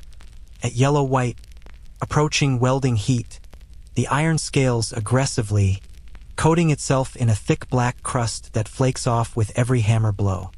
Hotter means faster work but more waste. He explains. Cooler means slower work but less loss. You balance. What he doesn't mention, what you'll discover through painful experiences, that judging this balance requires knowing exactly what you're trying to accomplish, how many hammer blows it will take, how quickly the iron will cool, and how close to the edge of cracking you can work without crossing the line into disaster. It's like juggling while solving differential equations while being gradually poisoned by smoke inhalation. Easy. Here's a scholarly debate that occasionally erupts in medieval technology circles. Did medieval smiths use protective coatings or fluxes to reduce scale formation? Some documentary evidence suggests they might have applied borax, clay slurries, or other materials to the work surface to limit oxidation. Other historians argue this was rare or non-existent, practiced only by elite smiths working on expensive projects. The archaeological evidence is ambiguous because protective coatings wouldn't necessarily survive centuries of burial. What's clear is that scale formation was recognized as a problem. Smiths complained about it in the limited written records that exist, and the best solution available was skill and speed, keeping the iron at the lowest working temperature practical and hammering efficiently to minimize time at heat. You're learning the hard way that efficiency isn't optional, it's the difference between profitable work and wasting expensive material. The noon break arrives like a temporary reprieve from a prison sentence, and you stumble outside to discover that your arm feels somehow worse than it did this morning. The brief rest has allowed inflammation to set in properly, and now every movement produces a deep, throbbing ache that suggests your muscles are filing formal grievances with your central nervous system. You eat your bread and cheese mechanically, barely tasting anything, focus primarily on not letting your hand cramp into permanent uselessness. The other apprentices along the forge row are in similar conditions. You see one kid methodically flexing and unflexing his hand like he's trying to remember how fingers work. Another is rotating his shoulder in slow, painful circles, trying to work out knots that probably require a medieval equivalent of physical therapy that definitely doesn't exist. This is the apprentice brotherhood. Shared suffering, silent acknowledgement of mutual agony, and the grim determination to continue because the alternative is admitting defeat and facing the social and economic consequences of a broken apprenticeship contract. The afternoon session begins with what Godric calls color reading, which sounds mystical but is actually straightforward metallurgical observation dressed in pre-scientific language. He pulls a bar from the fire and holds it up in the dim forge light. Black or dark, red below 900 degrees. Don't work it. You'll crack the iron. He pushes it back into the fire and waits. Red maybe 100 degrees. You can forge it, but it's hard work. Requires strong blows. More waiting. Orange, red 400 degrees. Sweet spot for most work. Iron moves easily but isn't scaling away too fast. The bar brightens. Yellow 600 to 800. Getting hot.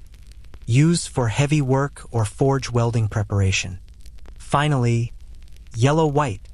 Almost painful to look out over 000 degrees. Welding heat, but also approaching burnout. Work fast or lower temperature. What's remarkable about this system is that medieval smiths developed it without thermometers, without the concept of standardized temperature scales, without any of the tools modern metallurgists consider essential.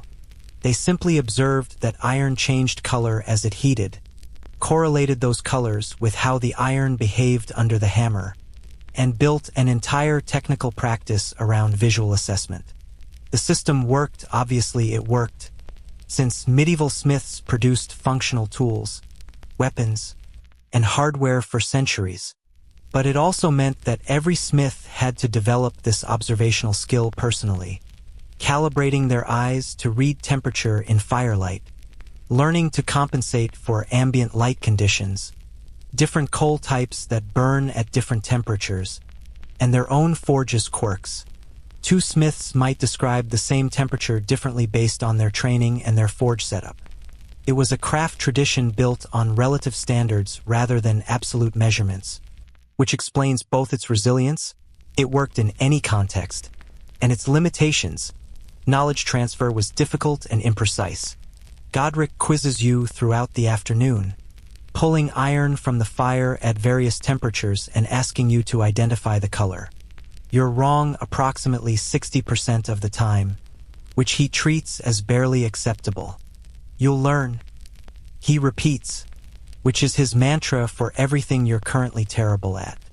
The problem is that color assessment is genuinely difficult. The forge fire itself glows orange, bathing everything in warm light that makes it hard to see the iron's true color.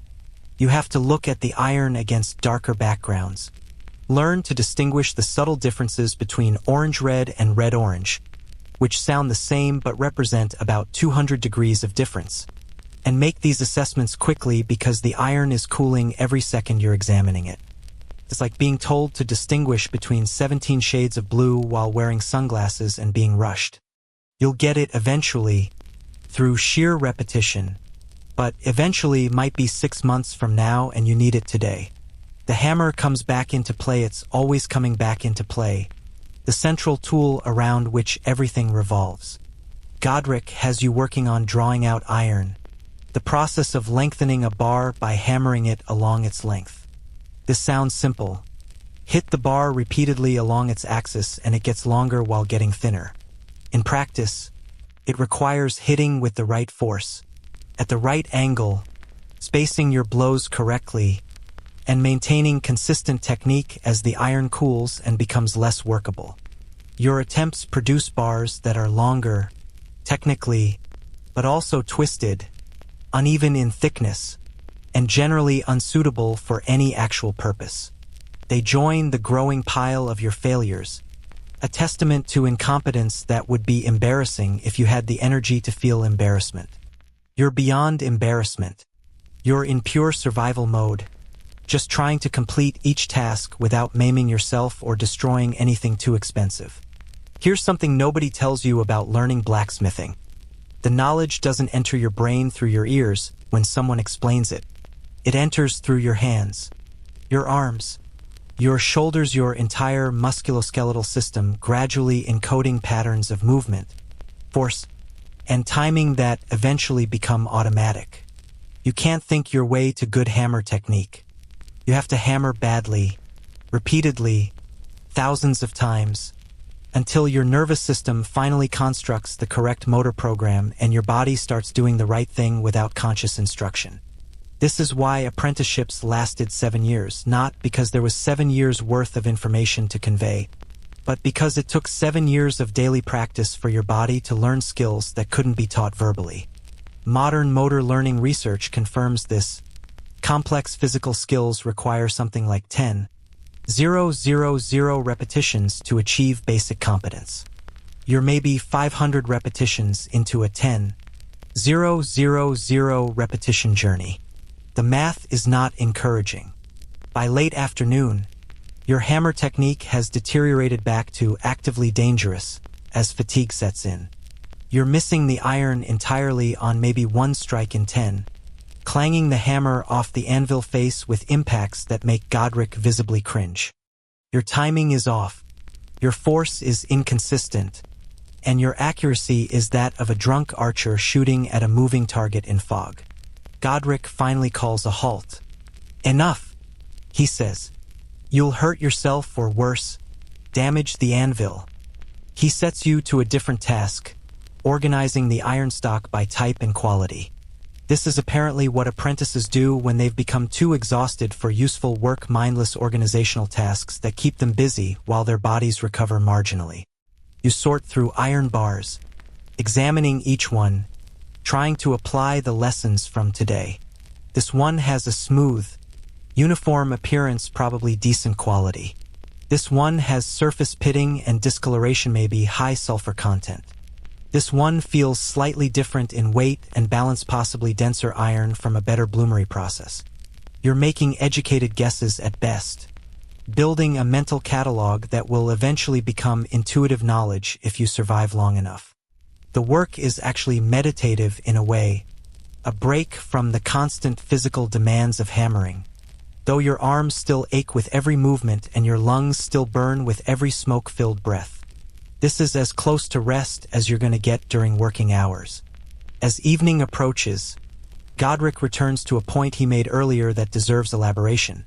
The concept of reading iron extends beyond color temperature to include observing how it behaves under the hammer, how it sounds, how it sparks, even how it smells. Experienced smiths claimed they could identify iron quality by the smell of the smoke when it first hit welding temperature. Sulfur-contaminated iron supposedly had a distinctive acrid scent. Whether this is true or blacksmith mythology is unclear, but what's certain is that medieval smiths were using every sensory input available to extract maximum information from their materials. They had to, because their tools for material analysis were limited to human perception and decades of experience. You're being trained to use your entire sensory system as a quality control laboratory, which is either impressive holistic education or a terrifying demonstration of how little concrete knowledge underpinned medieval manufacturing. Probably both.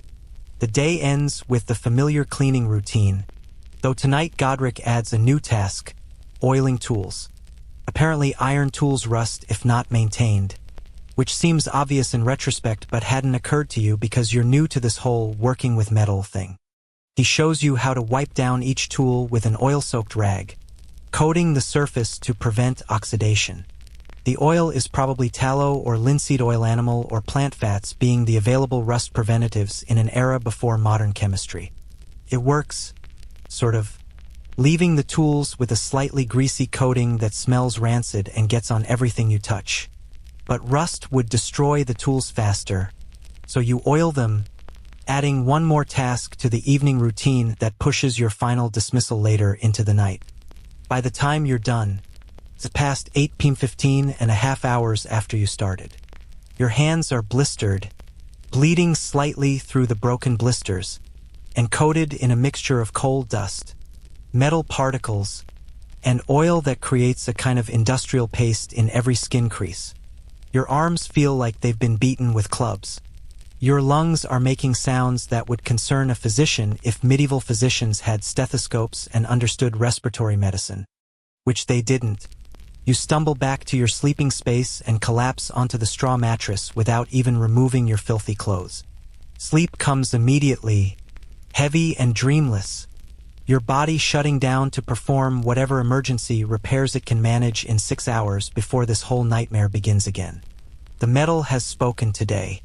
It told you that iron isn't iron, that color is temperature, that quality is hidden until revealed by stress, and that your understanding is shallow as a puddle after summer rain. Tomorrow it will tell you more, and the day after that, and for 552 more days after that. The language of iron is learned one hammer blow at a time, one burnt piece at a time, one failure at a time. You're becoming fluent through immersion, drowning in information encoded in spark and scale and sound, and eventually maybe you'll surface with the ability to speak back to the metal, to ask it questions with your hammer and understand its answers. But that's years away. Tonight, you're just a hurting kid covered in industrial filth, wondering if this gets easier or if you just get better at enduring it. The answer, which no one will tell you directly, is the latter. It doesn't get easier. You get tougher. The anvil is already winning, but you're not ready to admit it yet. You're 3 weeks into your apprenticeship when you first encounter the guild, and the experience teaches you that the forge's dangers aren't limited to fire, and metal politics can maim you just as effectively, albeit more slowly. It's a Tuesday morning, unremarkable except for the fact that 3 men in relatively clean clothing arrive at the forge just after dawn, and Godric's entire demeanor shifts from his usual gruff competence to something approaching anxiety.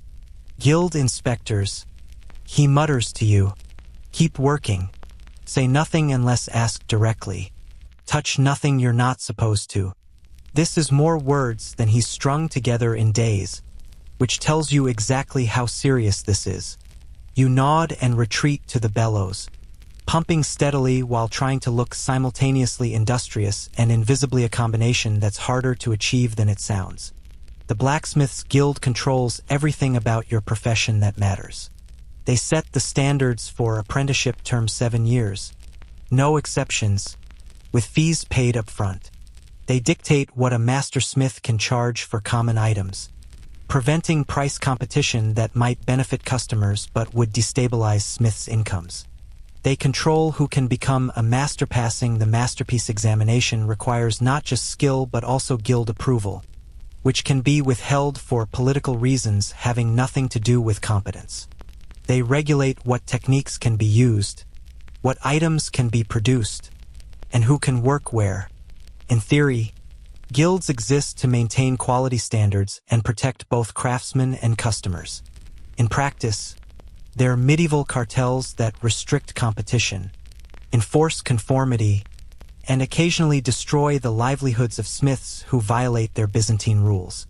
You're now part of this system, which will protect you from outside competition while simultaneously constraining every aspect of your professional life for decades to come. The lead inspector, a thick-necked man named Walter, who's apparently a master smith from the next town, overwalks slowly around the forge, examining everything with the thoroughness of someone who genuinely enjoys finding violations. He checks the anvil's condition, running his fingers over the face to feel for damage. He examines the coal supply, picking up pieces and sniffing them like he's selecting produce at market. He peers into the fire, studying its temperature and color. He picks up tools randomly, checking their condition and maintenance. Godric follows him like an anxious shadow, answering questions in clipped, carefully neutral tones. "Your apprentice?" Walter asks, gesturing at you without looking directly at you. "Yes, Master Walter," Godric replies. 3 weeks in, paid full apprentice fee, properly contracted. Walter grunts and approaches you. "Boy, show me your hands." You stop pumping and hold out your hands, which are currently decorated with blisters in various stages of healing. Several cuts from sharp metal edges, burn marks from sparks and incidental contact with hot tools, and the general grime that comes from handling coal and iron all day. Walter examines them with what might be approval. "At least he's working," he observes. "Show me a nail." This is a test. Can the apprentice produce even the simplest item without supervision? You look to Godric, who nods permission. You select a thin rod from the stockpile, heat it to orange red in the fire, pumping the bellows one-handed while holding the rod with tongs in the other. A coordination challenge you've finally marginally mastered. An attempt to forge a nail. Your technique has improved over 3 weeks. The nail you produce is recognizably nail-shaped, with a point at one end and a flattened head at the other, though it's slightly bent and the head is off-center. Walter picks it up with tongs, examines it briefly, and tosses it onto the workbench. "Acceptable for 3 weeks," he pronounces. "Continue his education properly, Godric." Then, almost as an afterthought, "He's registered with the guild?" This is where things get interesting, and by interesting, I mean potentially catastrophic for your entire future. Godric has to confirm that he's registered you with the guild as an official apprentice, which requires paying the guild registration fee separate from the apprenticeship fee. He charged your father and submitting paperwork that proves you're legitimate and not some illegal trainee he's teaching on the side. Apparently some masters take on unofficial apprentices to avoid guild fees, which the guild considers approximately equivalent to heresy and treason combined. Godric produces a document from a wooden box near his workbench, a piece of parchment with official seals and writing that you can't read because literacy isn't part of blacksmith training. Walter examines it, compares it to some notes in his own ledger, and finally nods. "In order," he says. "Crisis averted. Except you didn't even know there was a crisis until it passed." The inspection continues with an examination of Godric's work, current projects, and finished pieces awaiting customer pickup. Walter picks up the door hinges Godric finished last week, testing their flex, examining the welds, checking for cracks or flaws. "Adequate," he pronounces, which is apparently guild speak for meets minimum standards. Then he finds the decorative fish latch for the Church of Peace Godric has been laboring over for days, incorporating detailed scale work and a carefully formed tail fin. Walter studies it for a long moment, and you can see Godric tense. This exceeds standard craft level. Walter finally says, and there's something in his tone that isn't quite praise. Approaching journeyman quality, perhaps even touching masterwork. He sets it down carefully. Be cautious, Godric. Work that's too fine attracts attention. Raises questions about whether you're operating at your appropriate level. This is your introduction to one of the guild system's most perverse features. There's an informal ceiling on quality. Produce work that's too good, and other guild masters get suspicious. Are you using techniques you shouldn't know? Are you working outside your specialization? Are you trying to charge premium prices that will make other smiths look bad? The guild exists partly to maintain quality standards, but also to maintain equality among members. Nobody should rise too far above their peers, because that creates instability and resentment. It's a system designed for mediocrity masquerading as quality control, and you're watching Godric navigate it in real time, accepting criticism for the crime of being too skilled. He nods deferentially. I'll keep my work within proper bounds, Master Walter, he says, and you can hear the careful subtext. I'll make my finished work look slightly worse than my actual capability to avoid guild problems. The inspectors move on to review Godric's accounts, the financial records showing what he charged for various items, proving he's adhering to guild price guidelines. This is where the guild's control becomes most explicit. They publish a price list for common items. A door hinge costs X, a plow blade costs Y, a horseshoe costs Z, and deviation from these prices requires justification. Charge too much and you're exploiting customers. Charge too little and you're undercutting fellow guild members, which is potentially worse. The system prevents price competition while theoretically ensuring fair rates. But it also means that efficiency gains don't benefit the smith if Godric figures out how to make hinges twice as fast. He can't lower his price to attract more business. He just makes more profit per item, until the guild notices and adjusts the standard price downward to eliminate his advantage. Innovation is punished. Consistency is rewarded. The medieval economy was not designed to optimize progress. Walter seems satisfied with the financial review, though he makes some notes in his ledger that Godric eyes nervously. Your coal supplier has changed, Walter observes. The quality seems variable. This isn't really about coal quality, it's about the fact that guild-approved suppliers pay fees to the guild for the privilege of preferred status, and buying from non-approved sources deprives the guild of revenue. Godric explains that his usual supplier had quality problems last month, forcing him to purchase from an alternative source temporarily. Walter makes a non-committal sound. See that you return to approved suppliers promptly. We wouldn't want questions about your material sourcing. The threat is implicit but clear. Deviation from guild preferences, even for legitimate reasons, is noted and remembered. Step too far out of line too often, and you'll face sanctions ranging from fines to suspension of your guild membership, which would effectively end your career. Here's a quirky historical detail that scholars love to argue about. How much did guilds actually enforce their rules versus merely threatening enforcement to maintain control? The documentary evidence is mixed. Some guild records show frequent fines and sanctions, suggesting active policing. Other records show years of apparent non-enforcement punctuated by occasional crackdowns, suggesting the guild operated more through fear of potential punishment than consistent actual punishment. What's clear is that the psychological impact was real. Smiths like Godric genuinely worried about guild displeasure, modifying their behavior preemptively to avoid problems.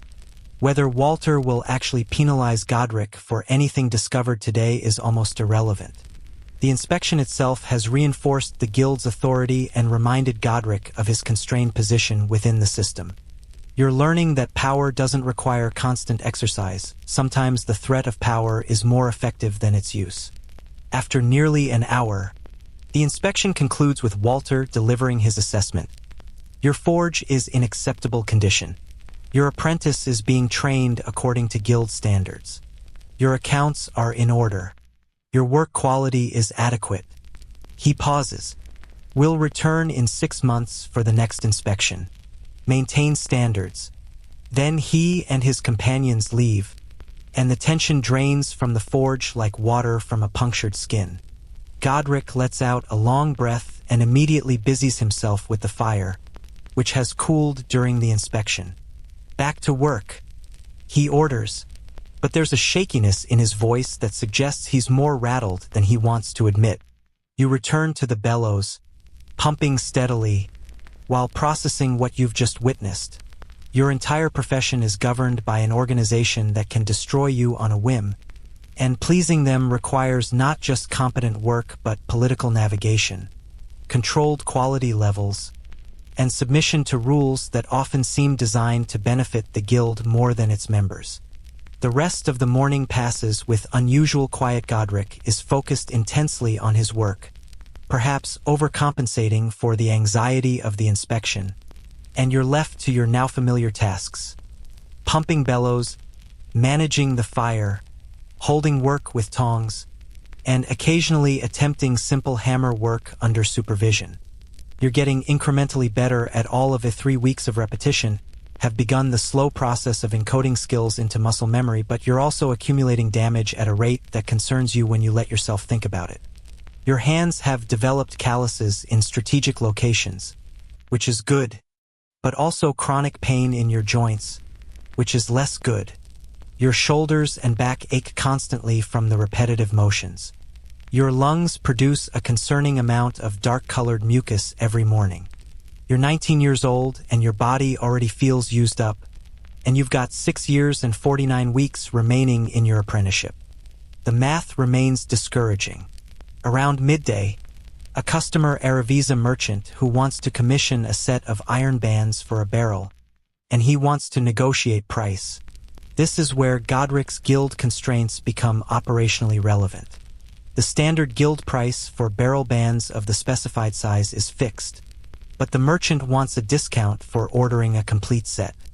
Godric can't openly agree to a lower price without violating guild rules, but he also doesn't want to lose the commission to another smith. So begins a delicate dance of negotiation where Godric agrees to the guild price but hints that he might include extra services like delivery and minor fitting adjustments at no additional charge, essentially a disguised discount that maintains the appearance of guild compliance. The merchant understands the game and agrees. They shake hands. The commission is confirmed, and both parties have violated the spirit of guild pricing rules while technically adhering to the letter. This is how medieval craftsmen maintained some autonomy within restrictive guild systems. Creative compliance that satisfied the rules on paper while achieving their actual economic goals underneath. After the merchant leaves, Godric explains some of this to you, though in his typical cryptic fashion. The guild protects us, he says, keeps foreign smiths from undercutting our prices, keeps customers from demanding work at unfair rates, maintains our reputation and our training standards. He hammers a piece of iron with particular force. But the guild also binds us, limits what we can earn, controls what we can make, watches us constantly. Another hammer blow.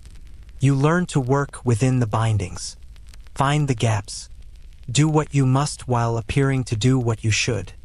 This is probably the most philosophical Godric has ever been, and it reveals something important. He's not a mindless guild supporter or a secret rebel.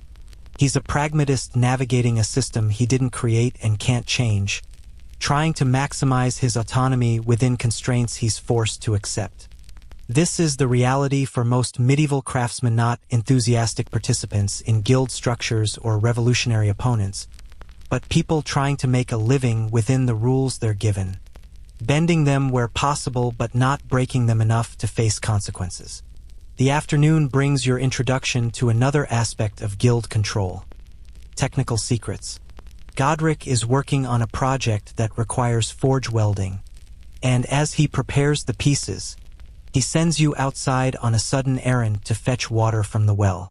When you return 10 minutes later, the welding is done, and Godric is already moving on to the next step.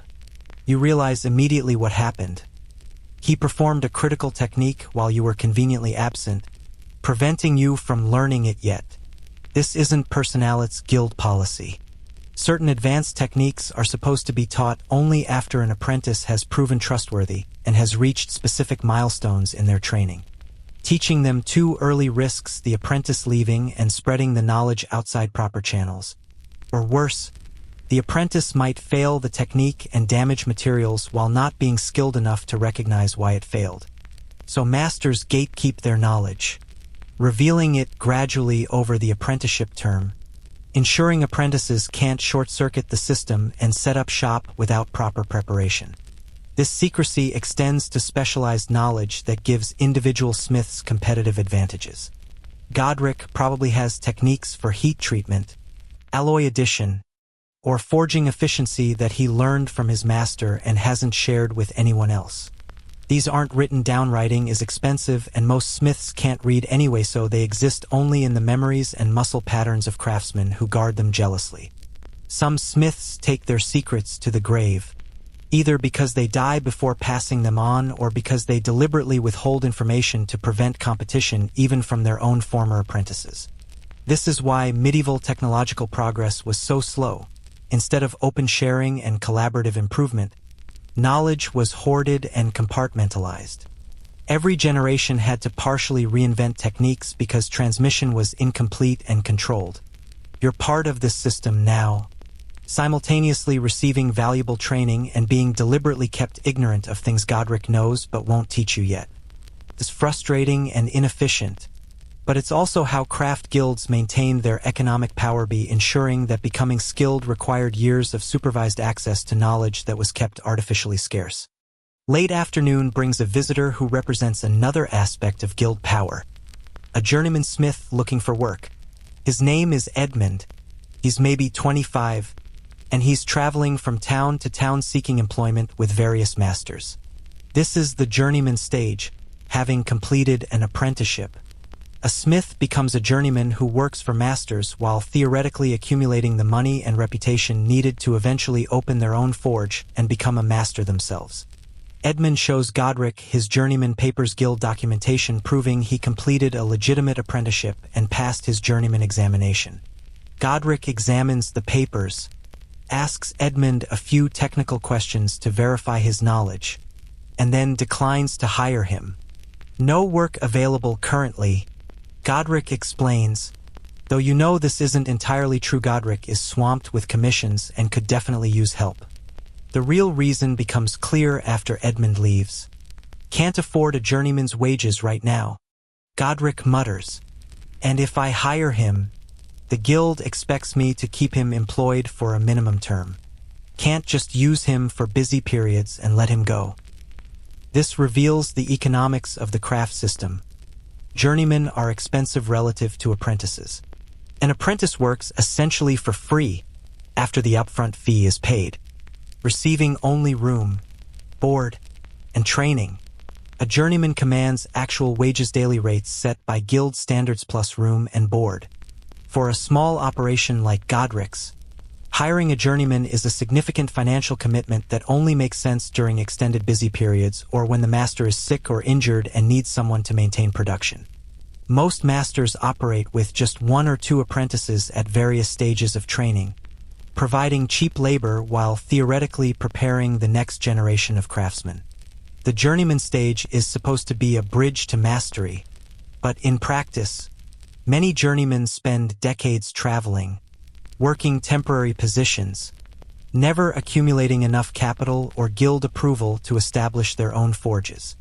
They're the medieval equivalent of gig workers, technically skilled but economically precarious, dependent on finding masters willing to employ them in a system designed to limit the number of independent operators. As evening approaches, you're set to the now familiar cleaning routine, but tonight Godric adds a new element: inventory. He wants you to count and record the stock of iron bars, noting their types and approximate quality.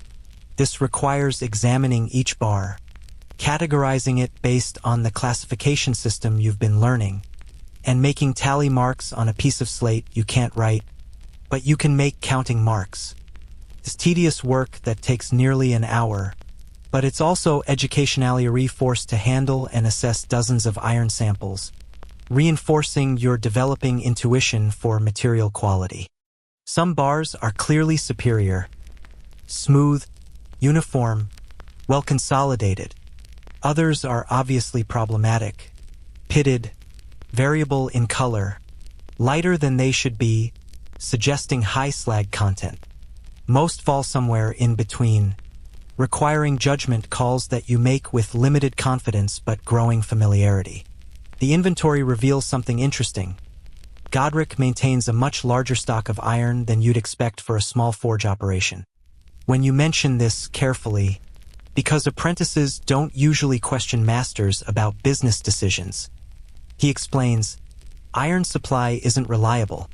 The bloomery up the valley produces in batches, runs hot for a week, then shuts down for maintenance. If I don't stock up when supply is good, I might run out during busy periods and lose commissions. This is medieval supply chain management in a nutshell. You can't just order materials when you need them from a reliable supplier who maintains inventory and guarantees delivery times. You have to anticipate your needs, buy when sellers have stock available, store materials carefully to prevent rust, and hope you've estimated correctly. Guess wrong and you're either sitting on expensive inventory you can't use, tying up capital you need for other expenses, or running out of materials mid-project, damaging your reputation and losing income. Godric's iron pile represents both economic insurance and business risk, and managing it requires forecasting skills that have nothing to do with blacksmithing but are essential to survival as an independent craftsman. The day finally ends around 8:30 p.m. slightly later than usual because of the inventory work, and you drag yourself back to your sleeping space with the now familiar full body ache that characterizes your existence. But tonight, something is different. You're not just physically exhausted, you're mentally processing the day's revelation about guild control. You've spent 3 weeks learning the physical skills of blacksmithing, but today you learned that those skills exist within a political and economic structure that constrains how they can be used. You can't just become skilled and successful through hard work and talent. You also have to navigate guild politics, maintain proper relationships with inspectors and officials, operate within price controls and technical restrictions, and eventually, if you survive your apprenticeship and journeyman years, somehow accumulate enough capital and political goodwill to be granted permission to become a master yourself. The guild is both your protection and your prison, and you're locked in for the foreseeable future. As you lie on your straw mattress, you think about Walter's comment on Godric's fish latch.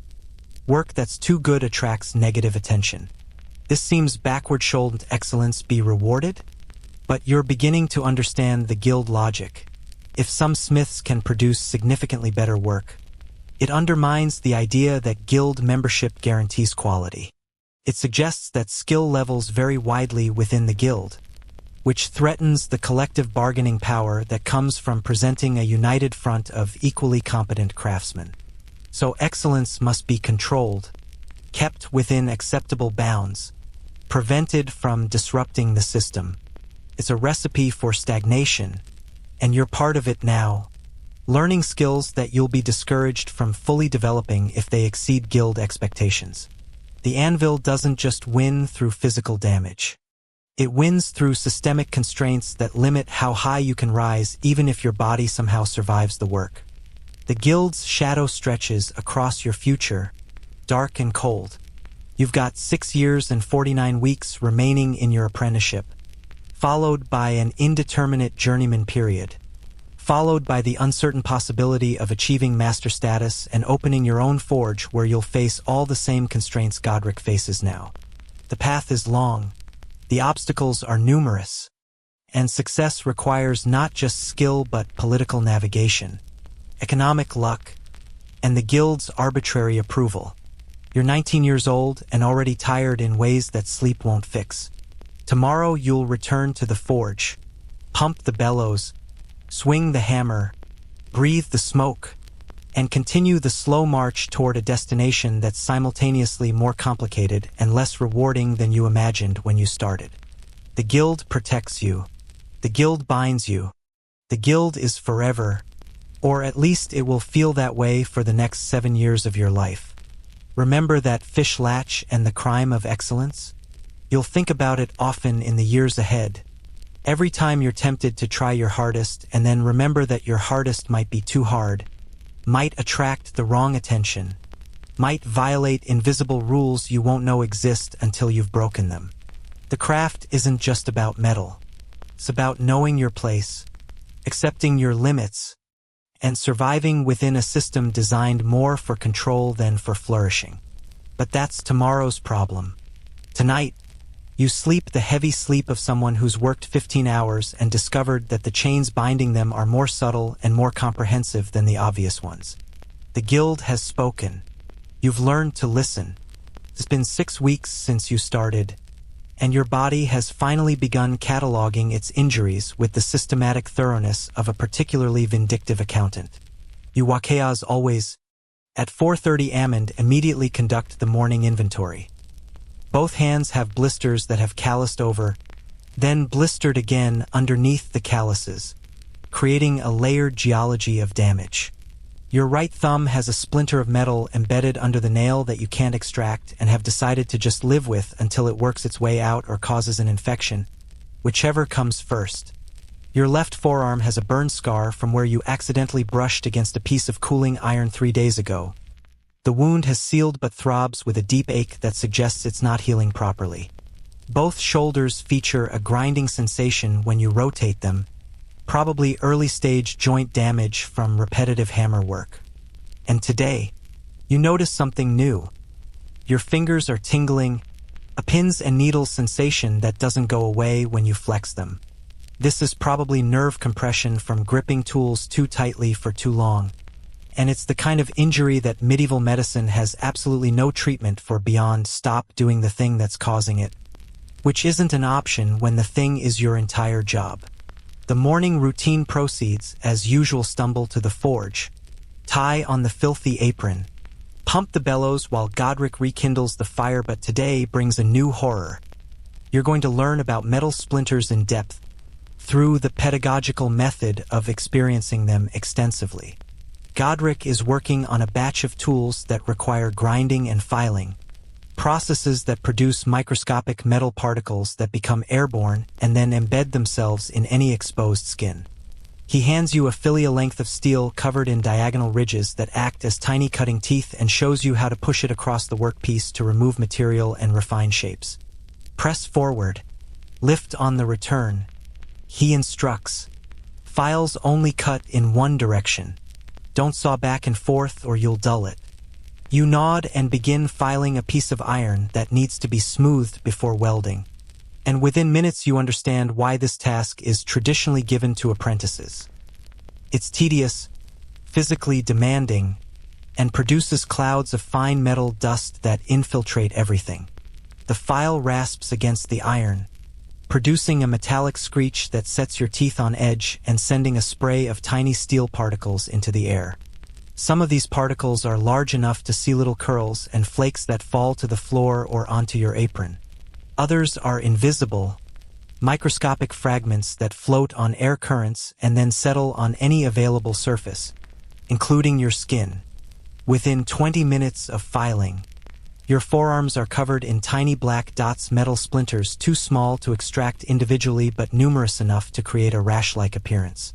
They itch. When you scratch, you drive them deeper into your skin.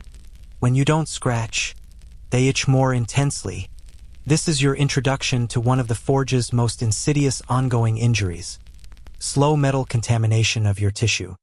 Each splinter is individually trivial. Collectively, embedded in your skin by the thousands over years of work, they create chronic inflammation, infection risk, and probably contribute to the various mysterious ailments that medieval smiths suffered from and had no medical framework to understand. Godric notices you scratching and shakes his head. Don't, he advises. Makes it worse. They'll work out eventually. Mostly. This is not particularly comforting.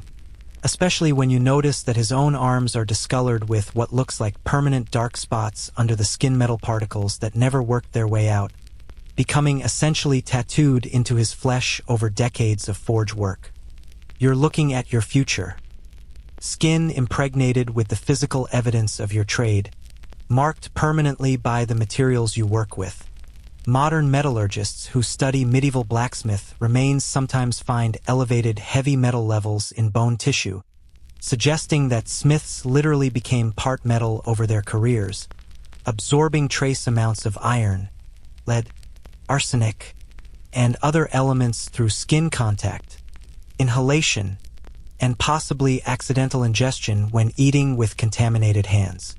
You're beginning that transformation now, 6 weeks in, your body gradually becoming an alloy of flesh and industrial residue. The filing continues for hours because filing is slow, muscle-burning work that requires consistent pressure and rhythm. Your forearm develops a deep ache that spreads from your wrist to your elbow, a sensation like your muscles are tearing themselves apart from the inside. This is probably exactly what's happening on a microscopic level. Repetitive strain, creating tiny tears in muscle fibers that don't have adequate time to heal before you damage them again. The file itself becomes an instrument of torture, its wooden handle pressing into your palm, creating new pressure points that will blister, callus, and become permanent fixtures of your hand anatomy. You file, and file, and file. The iron slowly, impossibly slowly takes on a smoother surface. Hours pass. The pile of metal dust at your feet grows. Your arm transitions from pain to numbness to a strange detached sensation where you're aware it's still moving but can't quite feel it anymore. This might be nerve damage. This might just be extreme fatigue. The distinction doesn't matter much either way. You keep filing because stopping isn't optional. Around mid-morning, you discover another delightful property of metal splinters. They can penetrate deeper than just skin. You feel a sharp pain in your right palm and look down to discover that a particularly aggressive metal fragment has embedded itself deep enough to draw blood. You pull it out with your teeth. No other tools are currently available, and you're not stopping work to search for tweezers and taste the metallic tang of blood mixed with forge grime. The wound is small but will probably get infected because everything in this forge is contaminated with coal dust, metal particles, and biological material from various sources you'd rather not think about. Medieval wound infection rates were staggering. Even minor cuts could develop into serious problems, and smiths worked in environments practically designed to introduce pathogens into any breach of skin integrity. You'll watch this cut carefully over the next few days, hoping it closes cleanly and doesn't develop the red streaking or pus that signals serious infection. If it does get infected, your treatment options are basically pray or let Godric's wife apply some kind of herb poultice that probably won't help but at least demonstrates concern. Here's something historians love to debate. How many medieval blacksmiths died from what we'd now recognize as blood poisoning or sepsis from infected forge wounds? The historical record is frustratingly vague because died of fever or died suddenly covers multiple possible causes, and medieval medicine didn't distinguish between different types of infection. What's clear from skeletal remains is that smiths frequently had evidence of healed bone infections, suggesting they survived numerous serious infections that made it deep enough to affect bone tissue. How many didn't survive is lost to history, but the casual attitude toward minor wounds in forge environments suggests that either infection was rare, unlikely given the contaminated conditions, or so common that people simply accepted the risk as unavoidable. You're now part of that risk calculation, bleeding into your palm while continuing to file iron because pausing for first aid would slow production. The afternoon brings a new injury opportunity. You're helping Godric with a large piece that requires hammering while still in the fire, a technique for initial shaping before moving to the anvil. You're holding the work with long tongs, positioning it while Godric hammers, and a spark more like a chunk of incandescent metal flies off and lands directly on your neck, just above the collar. The pain is immediate and spectacular. You jerk involuntarily, nearly dropping the tongs and the work piece, which would ruin the piece and possibly injure Godric. Hold! He barks, striking again, and you somehow maintain your grip while a piece of 800-degree metal burns through your skin and into the tissue beneath. The chunk falls off after maybe 3 seconds, an eternity, leaving a crater in your neck that will scar permanently. This is burn injury number. You've lost count. Maybe 15? 20? Every smith has a collection of burn scars that serve as a career timeline, marking moments of inattention, bad luck, or simply the unavoidable reality of working with objects hot enough to cause instant tissue damage. Modern burn treatment involves immediate cooling, sterile dressing, possibly antibiotics for serious burns. Your burn treatment involves Godric glancing at your neck after the work is done, grunting "that'll scar," and sending you to splash water on it from the bucket near the door. The water is room temperature at best, contaminated with floating particles, and not particularly clean by any standard. You splash it on your neck anyway because the cooling sensation provides momentary relief, even though you're probably introducing interesting bacteria into an open wound. The burn will heal over weeks, forming a shiny scar tissue that will mark you as a blacksmith as clearly as any guild certificate. In some ways, these scars are more legitimate credentials than paperwork. They prove you've actually done the work, stood at the forge, paid the physical price that the craft demands. By the time you're a journeyman, you'll have dozens of these marks, a constellation of small burns covering your arms, hands, and probably your face where sparks found exposed skin despite your best efforts to protect yourself. Late afternoon brings the task you've been dreading, learning to work with lead. Godric has a commission for some lead solder work. Apparently a wealthy merchant wants decorative lead inlay on an iron chest fitting, because ostentation knows no reasonable bounds, and this requires melting lead in a small crucible over the forge fire. Lead melts at only 621 degrees Fahrenheit, far lower than iron's working temperature, which makes it relatively easy to handle but also means its vapors are easier to generate. You're about to be exposed to lead fumes in an enclosed space with minimal ventilation, which would violate approximately 17 different modern safety regulations and possibly result in criminal charges for whoever allowed it. In medieval times, it's just Tuesday afternoon. Godric places lead chunks in the crucible. They look like dull gray rocks, and sets it near the fire's edge where it will heat gradually. Lead is soft, he explains. Melts easy, but the smoke is bad. Don't breathe it directly. This is the entirety of your safety training for working with one of history's most notorious neurotoxins. You nod, filing away this advice along with other helpful tips like don't stare directly at the sun and try not to fall into the fire. The lead begins to melt, transforming from solid chunks to silvery liquid that pools in the bottom of the crucible. A faint vapor rises from the molten surface. This is lead oxide forming and volatilizing, creating an aerosol of lead particles that you're definitely breathing because you're standing right there and the forge has minimal ventilation. Your body is absorbing lead through your lungs, and it will accumulate in your bones and soft tissues over time, potentially causing neurological damage, kidney problems, reproductive issues, and cognitive decline. Medieval smiths who worked with lead regularly showed symptoms we'd now recognize as chronic lead poisoning, but they attributed these problems to bad humors or gods rather than occupational exposure. You help Godric pour the molten lead into tiny channels he's carved in the iron piece. The lead flows like mercury, settling into the grooves and creating decorative lines when it cools. It's genuinely beautiful work. The contrast between dark iron and bright lead, creating striking visual effects that justify the merchant's commission price. It's also slowly poisoning both of you, though Godric's exposure is worse because he's doing this regularly while you're just learning. Historians studying medieval blacksmith remains sometimes find elevated lead levels comparable to modern occupational exposure limits, and some skeletal evidence suggests cognitive decline consistent with lead poisoning. But guilds didn't ban lead work or even acknowledge its dangers. The health effects were too subtle, too delayed, too easily attributed to other causes.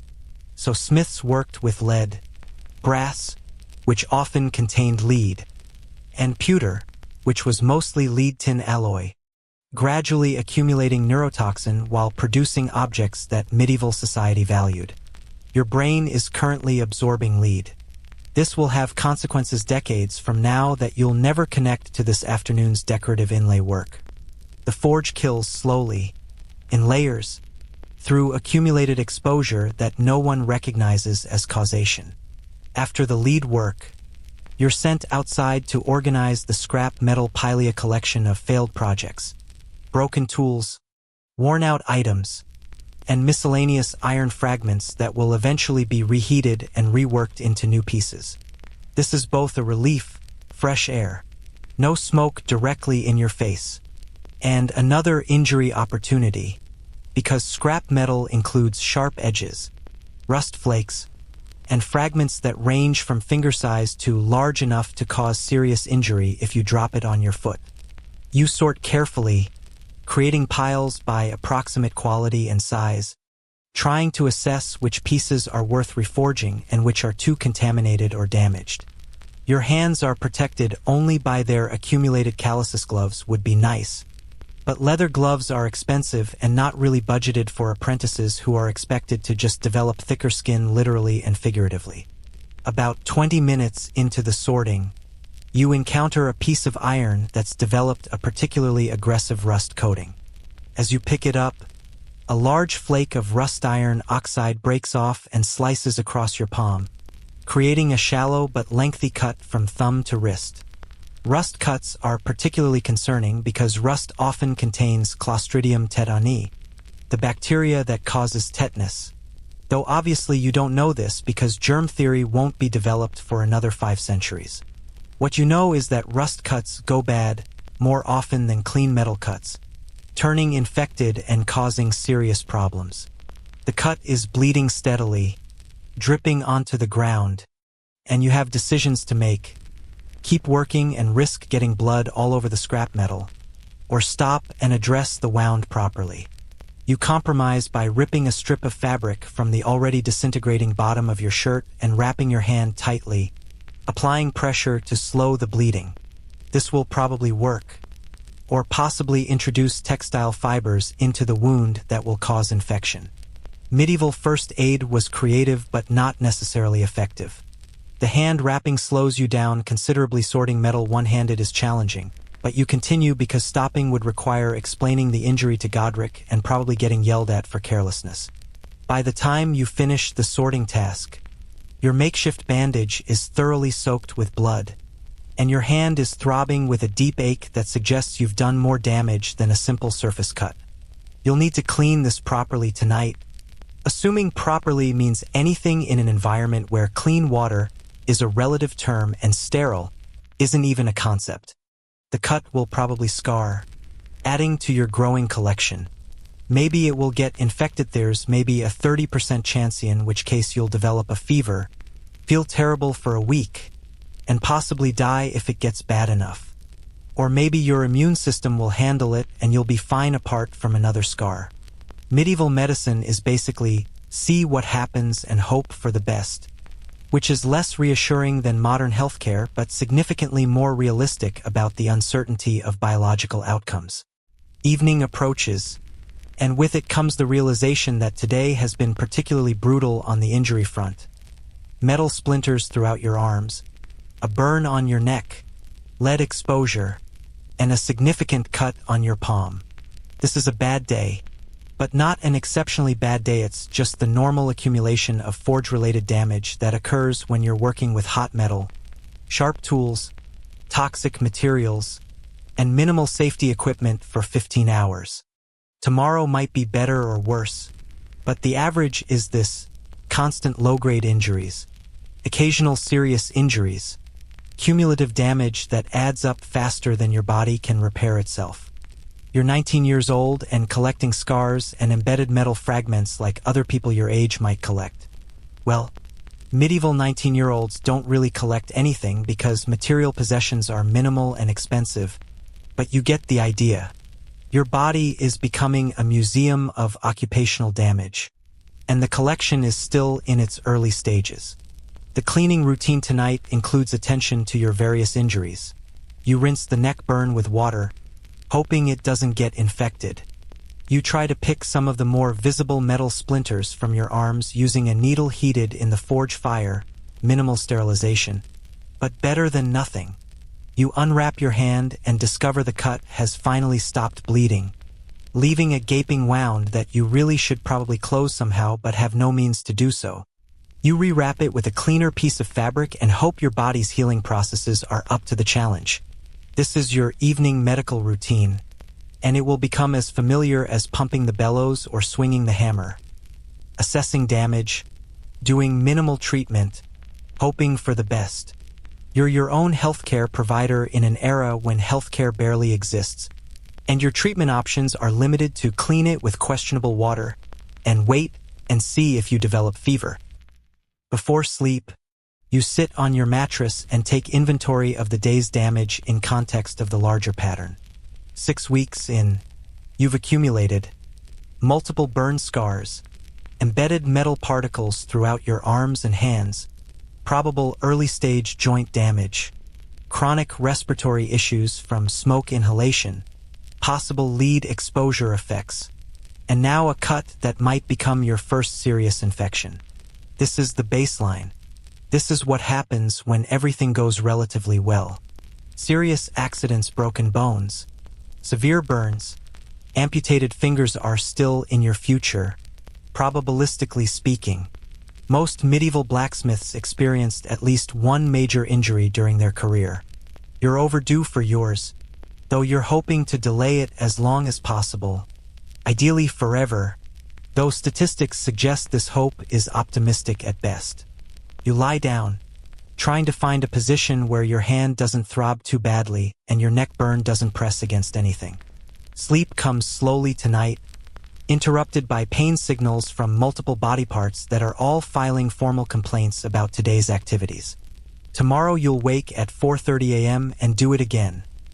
Pump the bellows, swing the hammer, file metal, breathe smoke, accumulate injuries. The cycle continues. The body keeps score. The anvil is winning by a substantial margin. But you're still in the game, still functioning, still capable of work. That's the victory condition. Not thriving, just surviving. Not excelling, just persisting. Not healthy, just functional enough to continue.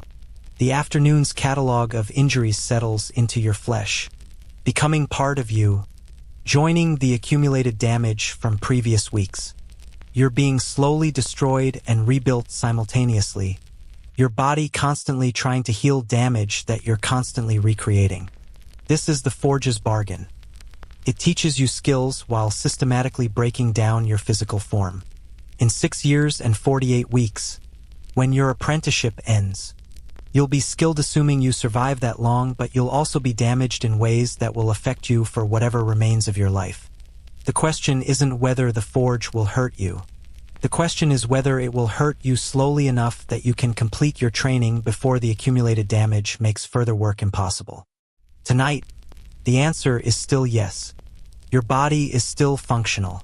Tomorrow might bring different news, but tomorrow is tomorrow's problem. Tonight, you sleep the restless sleep of the injured and dream of metal splinters working their way deeper into your flesh where they'll remain forever, tiny monuments to your chosen profession. 3 months into your apprenticeship, you finally understand that the forge isn't just destroying your body, it's destroying your economic future with equal efficiency. It's early morning, and you're eavesdropping on a conversation you're not supposed to hear. Godric is negotiating payment with a customer who commissioned 6 iron hinges 3 weeks ago. The hinges are finished, sitting on the workbench, representing probably 40 hours of combined labor between Godric's skilled work and your pumping, holding, and general assistance. The customer examines them with the critical eye of someone looking for reasons to complain, then announces he'll pay half now and the rest when business improves. Godric's jaw tightens, but he nods. 2 weeks, he says. Then I need full payment. The customer agrees vaguely and leaves with the hinges. You wait until he's gone to ask the obvious question.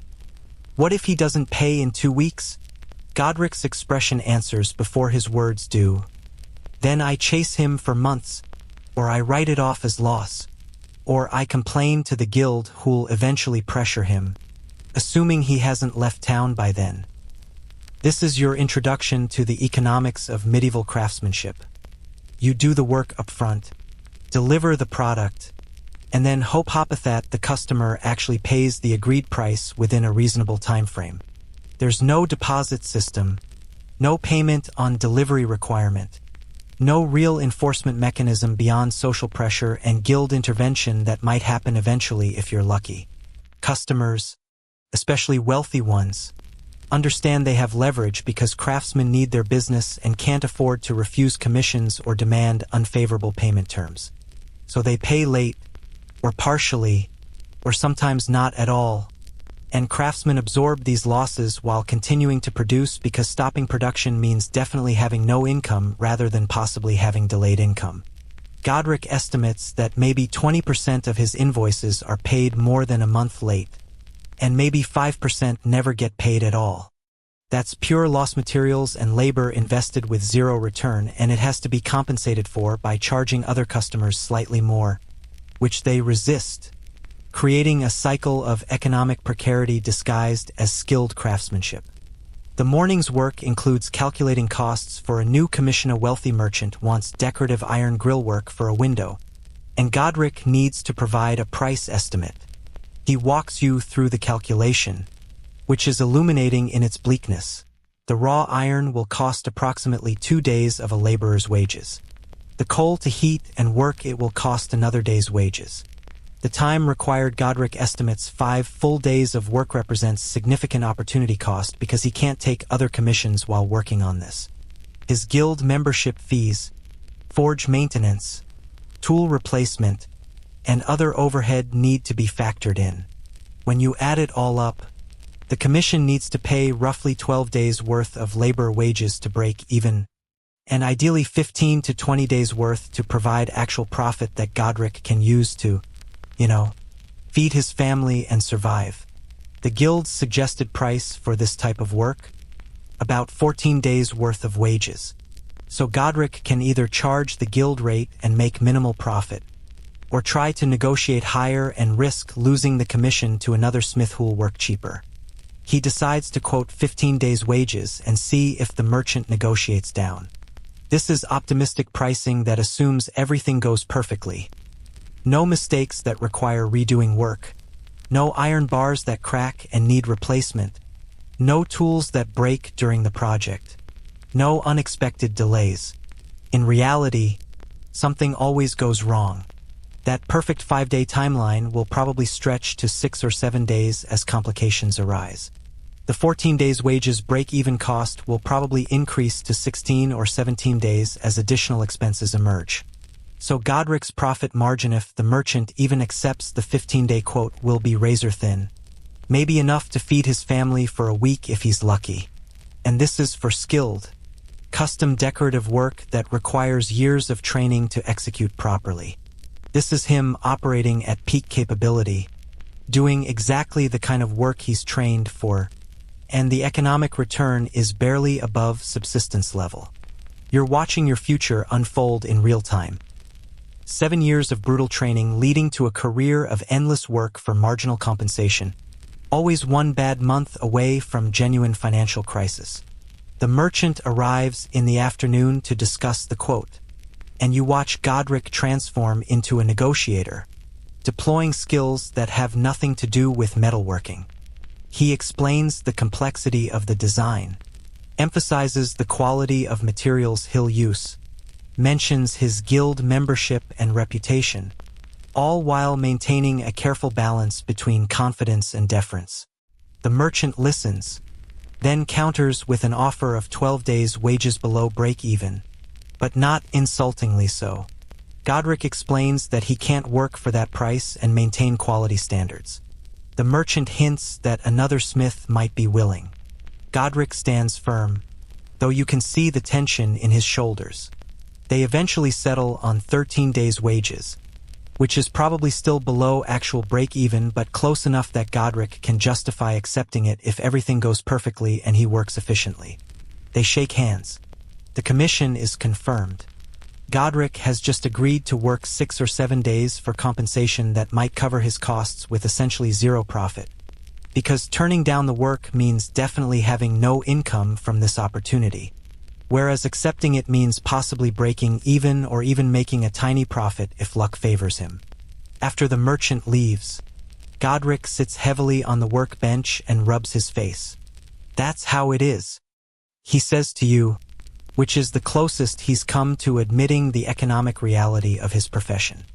You work twice as hard as you're paid for, hope customers pay on time, pray nothing goes wrong, and if you're very fortunate, you feed your family and maintain your forge and maybe save a little against disaster. He looks at you directly. Your father paid me for your apprenticeship. That fee? It's the most reliable income I'll see for the next 7 years. Everything else is negotiation, delayed payment, and uncertainty. This is a sobering revelation. The apprenticeship system exists partly because the upfront fee provides masters with rare financial security. Your father's payment equivalent to 3 months of labor wages gives Godric capital he can rely on, unlike the endless stream of commissions that might pay well or might pay poorly or might not pay at all. The afternoon's work begins on the window grill work, and you immediately see the economic pressure translate into work pressure. Godric is moving faster than usual, planning his hammer sequences more carefully, trying to minimize heating cycles to save coal, measuring and checking constantly to avoid mistakes that would waste material. He's operating in efficiency mode, trying to compress 6 days of work into 5, trying to reduce costs to protect his non-existent profit margin. This means you're also working faster, pumping the bellows more intensely, moving more quickly between tasks, helping with more complex holdings because there's no time to let you practice on simple tasks. The pace is exhausting and slightly dangerous. Rushing increases mistake probability, but it's economically necessary. Every hour saved is coal saved, which directly translates to money saved, which might mean the difference between this commission losing money versus breaking even. Around mid-afternoon, disaster strikes in the form of a cracked iron bar. Godric is in the middle of drawing out a section for one of the grillwork's vertical elements when the bar suddenly splits along its length, probably a hidden flaw, the kind of cold shut or slag inclusion he warned you about weeks ago. The bar is now useless for this purpose. He'll have to start over with a new bar, which means the cost of the ruined bar, which can only be recycled as scrap, worth maybe 20% of original value. The coal already burned heating and working it, completely wasted. The time already invested, an hour gone with nothing to show. And the replacement bar's cost, full price for new material. This single failure has probably just erased any possible profit from the commission. Godric stares at the cracked bar for a long moment, then tosses it onto the scrap pile with more force than necessary. Get another bar, he says flatly. Same type. We continue. This is the economic reality. Random failures due to material quality issues outside your control can destroy profitability instantly. The customer won't pay more because a bar cracked. That's the smith's problem. The guild won't provide compensation. Material risk is part of the craft. Insurance doesn't exist in any meaningful sense. Godric just absorbs the loss and continues working, hoping nothing else goes wrong, knowing that if it does, this commission will lose money and he'll have to make it up somehow on the next project. You retrieve a replacement bar and watch him restart the work, moving even faster now, trying to make up lost time. His jaw clenched with the kind of tension that comes from knowing you're working for free or worse than free, working at a loss while still having to deliver quality work that maintains your reputation because your reputation is your only real asset in this economy. The evening brings another economic lesson. A journeyman smith stops by, the same Edmund who came looking for work weeks ago. He's still traveling, still seeking employment, and he looks noticeably thinner and more worn than last time. "Any work?" he asks hopefully. Godric shakes his head. Still can't afford journeyman wages, especially not after today's material failure. Edmund nods, unsurprised, and mentions he's heading to the next town tomorrow to check opportunities there. Before he leaves, he sells Godric a small hammer he apparently made himself decent quality. Nothing fancy, priced at about half what it's worth because Edmund needs money for food more than he needs the hammer. Godric buys it, probably as much out of charity as actual need, and Edmund leaves with enough coins to eat for a few days while he continues his uncertain search for stable employment. You watch this interaction and understand. This is the journeyman stage you're working toward. After 7 years of brutal apprenticeship, you'll graduate to being an itinerant skilled laborer, traveling between towns, hoping to find masters willing to hire you temporarily, working for wages that are better than apprentice compensation, which is basically nothing, but still marginal compared to the skill level required. You'll compete with other journeymen for limited positions, undercutting each other's rates out of desperation, living in temporary housing, never quite accumulating enough capital to establish your own forge. Some journeymen eventually became masters. The system occasionally worked as advertised, but many remained journeymen for life, skilled but economically precarious, one injury or slow season away from genuine poverty. This is the realistic outcome of your 7-year investment. Not guaranteed success, but the possibility of slightly better poverty than you'd experience in other occupations, assuming you survive the training period and maintain your health long enough to work. The day ends late because Godric is trying to make up for lost time on the grillwork project. It's past 9 p.m. when he finally banks the fire and dismisses you, and you're so exhausted that you're barely aware of the walk back to your sleeping space. But before sleep, you do some mental arithmetic that's deeply depressing. Your father paid Godric an apprentice fee equivalent to roughly 3 months of average wages. That fee is buying you 7 years of training, 84 months of work in exchange for 3 months' worth of payment. The math works out to you being compensated at roughly 3.5% of the rate a wage laborer would receive. Except you're not even receiving that. Godric is receiving it as prepayment for training you. Your actual compensation is room, board, and education, which have value but don't translate into savings or capital accumulation.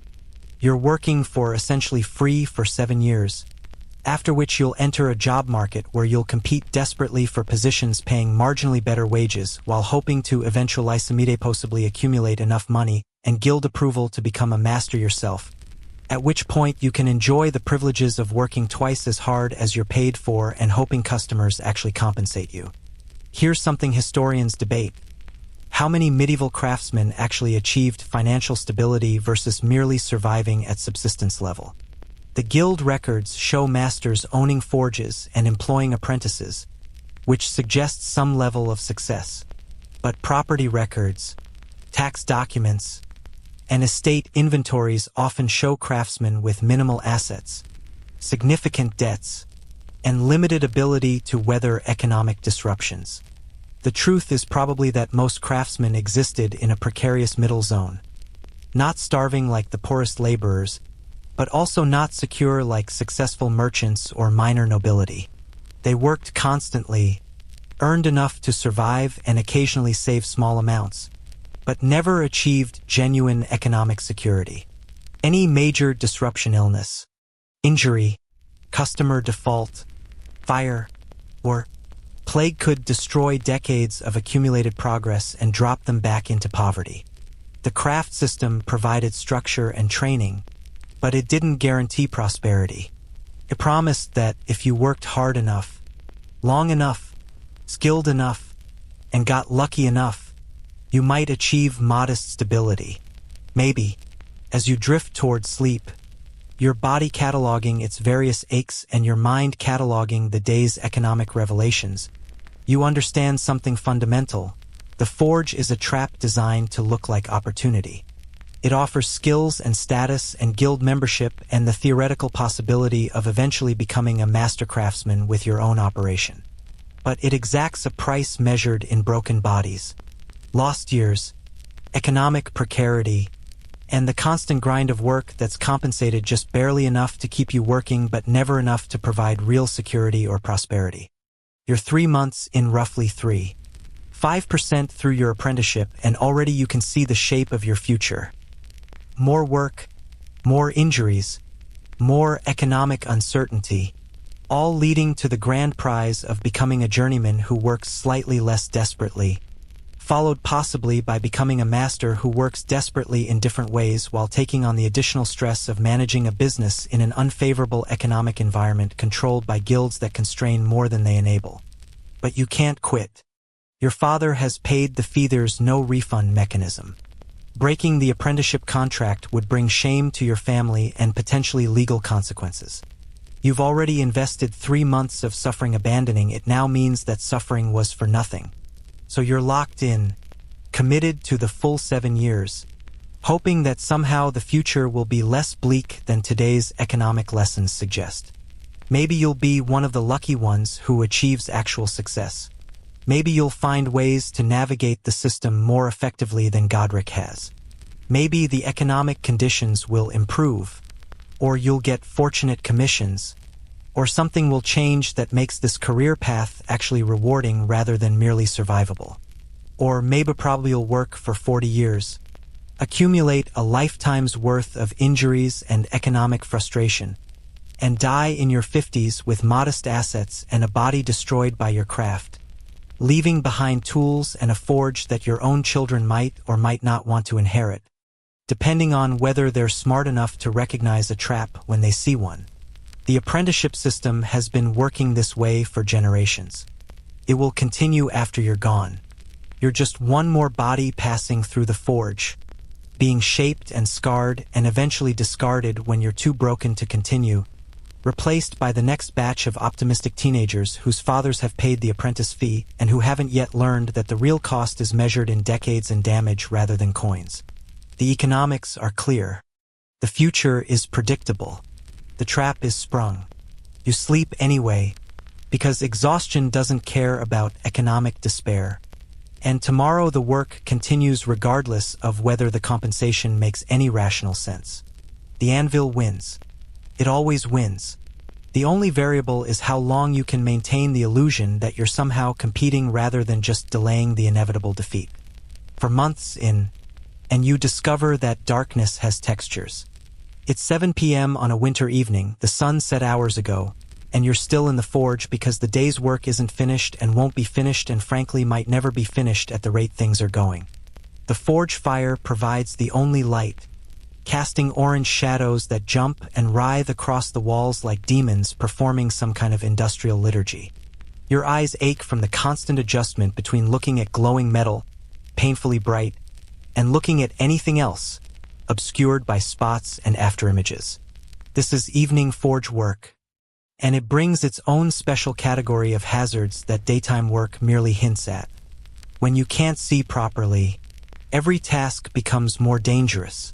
That hammer you're swinging, harder to aim accurately when shadows confuse depth perception. The tongs you're gripping, difficult to position correctly when you can't quite see where the metal ends and the darkness begins. The hot metal itself, it glows, sure, but cooling metal transitions through temperatures where it's still dangerously hot but no longer bright enough to see clearly in dim light. You've just entered the phase of each workday where injury probability increases exponentially while fatigue decreases your ability to avoid those injuries. Godric is working on a rush commission. A nobleman's servant arrived this afternoon with a broken sword guard that needs repair immediately because his lord is departing on a journey tomorrow and absolutely must have his sword properly fitted. The repair is delicate work requiring precise forge welding, and it can't wait until morning because the servant is staying overnight and leaving at dawn to return to his lord's estate. So you're working into the night, which is becoming more common as winter approaches and daylight hours shrink. During summer, a 16-hour workday might run from 4:30 a.m. to 8:30 p.m. and include substantial natural light. During winter, That same 16-hour day starts in darkness and ends in darkness, with maybe 8 hours of weak daylight in between. The forge becomes a cave lit only by fire, and you're a cave dweller who occasionally glimpses sunlight but mostly exists in a perpetual orange-tinted gloom that's doing spectacular things to your vision and probably your mental health. The fire needs constant attention. In the evening it always needs attention. But darkness makes the work harder. You can't see the coal pile as clearly, so you're grabbing pieces by feel, trying to judge their size and quality through your hands rather than your eyes.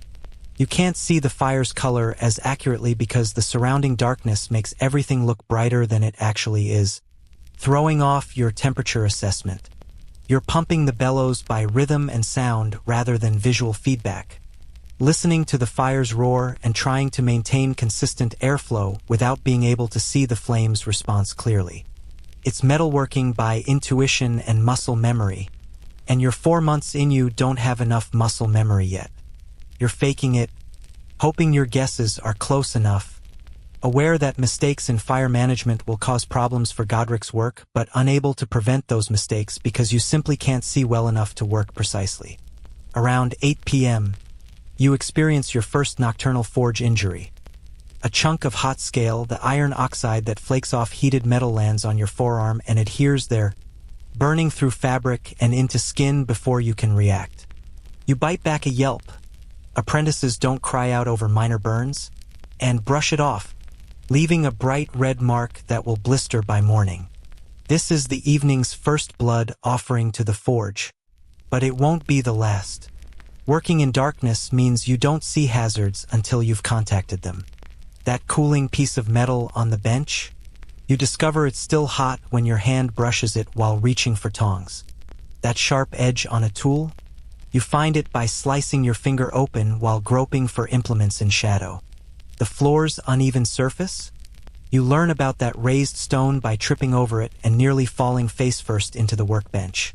Darkness transforms the forge from a dangerous workplace into a tactical minefield where every movement is a calculated risk and every shadow might conceal something that wants to hurt you. Godric is fully focused on the sword guard repair, which means you're managing the forge largely unsupervised. This would be anxiety-inducing in daylight. In darkness, it's genuinely terrifying. You're responsible for keeping the fire at correct temperature, having tools ready when Godric needs them, clearing scale from the anvil between hammer sequences, and generally maintaining the support systems that allow him to focus on skilled work. Mess any of this up and you waste his time, ruin expensive work, or potentially cause injury. The pressure is immense, and the darkness makes every task harder. You're working at maybe 70% efficiency compared to daylight, which means you have to work faster to compensate, which increases error probability, which makes you more anxious, which decreases efficiency further. It's a spiral of degrading performance that you're fighting against through sheer determination and probably adrenaline. The nobleman's sword guard repair takes nearly 2 hours of focused work heating, hammering, grinding, fitting, testing, adjusting. You watch Godric work with a concentration you've rarely seen from him, aware that this commission is both economically important, nobleman's business is lucrative, and reputationally critical. Nobles have long memories for craftsmen who disappoint them. The final product has to be perfect, or at least close enough to perfect that a nobleman who probably can't tell the difference between good and excellent metalwork will be satisfied. Around 9:30 p.m., Godric finally holds up the repaired guard, examines it in the firelight, tests its fit on the sword blade the servant provided, and nods with what might be satisfaction or might just be exhaustion. Acceptable, he pronounces, which from Godric is high praise. The servant examines it briefly, definitely can't tell if the work is good, thanks Godric. Pays immediately in actual coin. Noble servants are more reliable about payment than merchants, and departs into the night to sleep somewhere before his dawn departure. Godric counts the coins, then immediately begins banking the fire for the night. It's nearly 10 p.m. now, 17.5 hours since your day started, and the banking process can't be rushed. The fire has to be arranged so coals remain alive overnight but burn minimal fuel, producing just enough heat to restart easily in the morning while not consuming expensive coal unnecessarily. Godric shows you the technique. Rake the live coals into a compact pile at the hearth center. Surround them with a layer of ash for insulation. Add a careful arrangement of fresh coal that will gradually ignite from the buried coal's residual heat. Then adjust the airflow to maintain just enough oxygen for slow combustion. It's an art form developed over centuries of craftsmen trying to balance convenience against fuel costs. And getting it wrong means either a dead fire in the morning, requiring hours to restart, or wasted coal, requiring unnecessary expense. You watch carefully, trying to memorize the exact arrangement despite the darkness and your exhaustion, knowing you'll be expected to do this yourself soon. The banking complete. There's still cleanup. Tools must be organized and checked. The work area swept of scale and debris. The bellows inspected for wear. The anvil face wiped clean of residue. These tasks take another 20 minutes. And you're moving like you're underwater, everything happening in slow motion because your body has transitioned from tired to approaching mechanical failure. Your hands shake slightly when you grip the broom handle. Your legs feel distant and unreliable. Your eyes are burning from smoke and strain, producing tears that blur your vision further in the dim firelight. You're beyond exhausted into some other state that doesn't have a name, where you're still functioning but only because stopping would require more energy than continuing. Finally, Godric dismisses you with a wave, and you stumble out of the forge into the winter night. The cold air hits like a physical shock after hours in the forge's heat, and you stand there for a moment in the street, letting your temperature adjust, watching your breath fog in the darkness. The town is mostly asleep. A few lights show in windows where people who work sane hours are still awake. But most buildings are dark, residents sleeping in preparation for tomorrow's labor. You're just finishing your day while they're midway through their night's rest. This is the blacksmith schedule. Longer hours than almost any other profession, starting earlier and ending later, working through conditions that would halt other trades.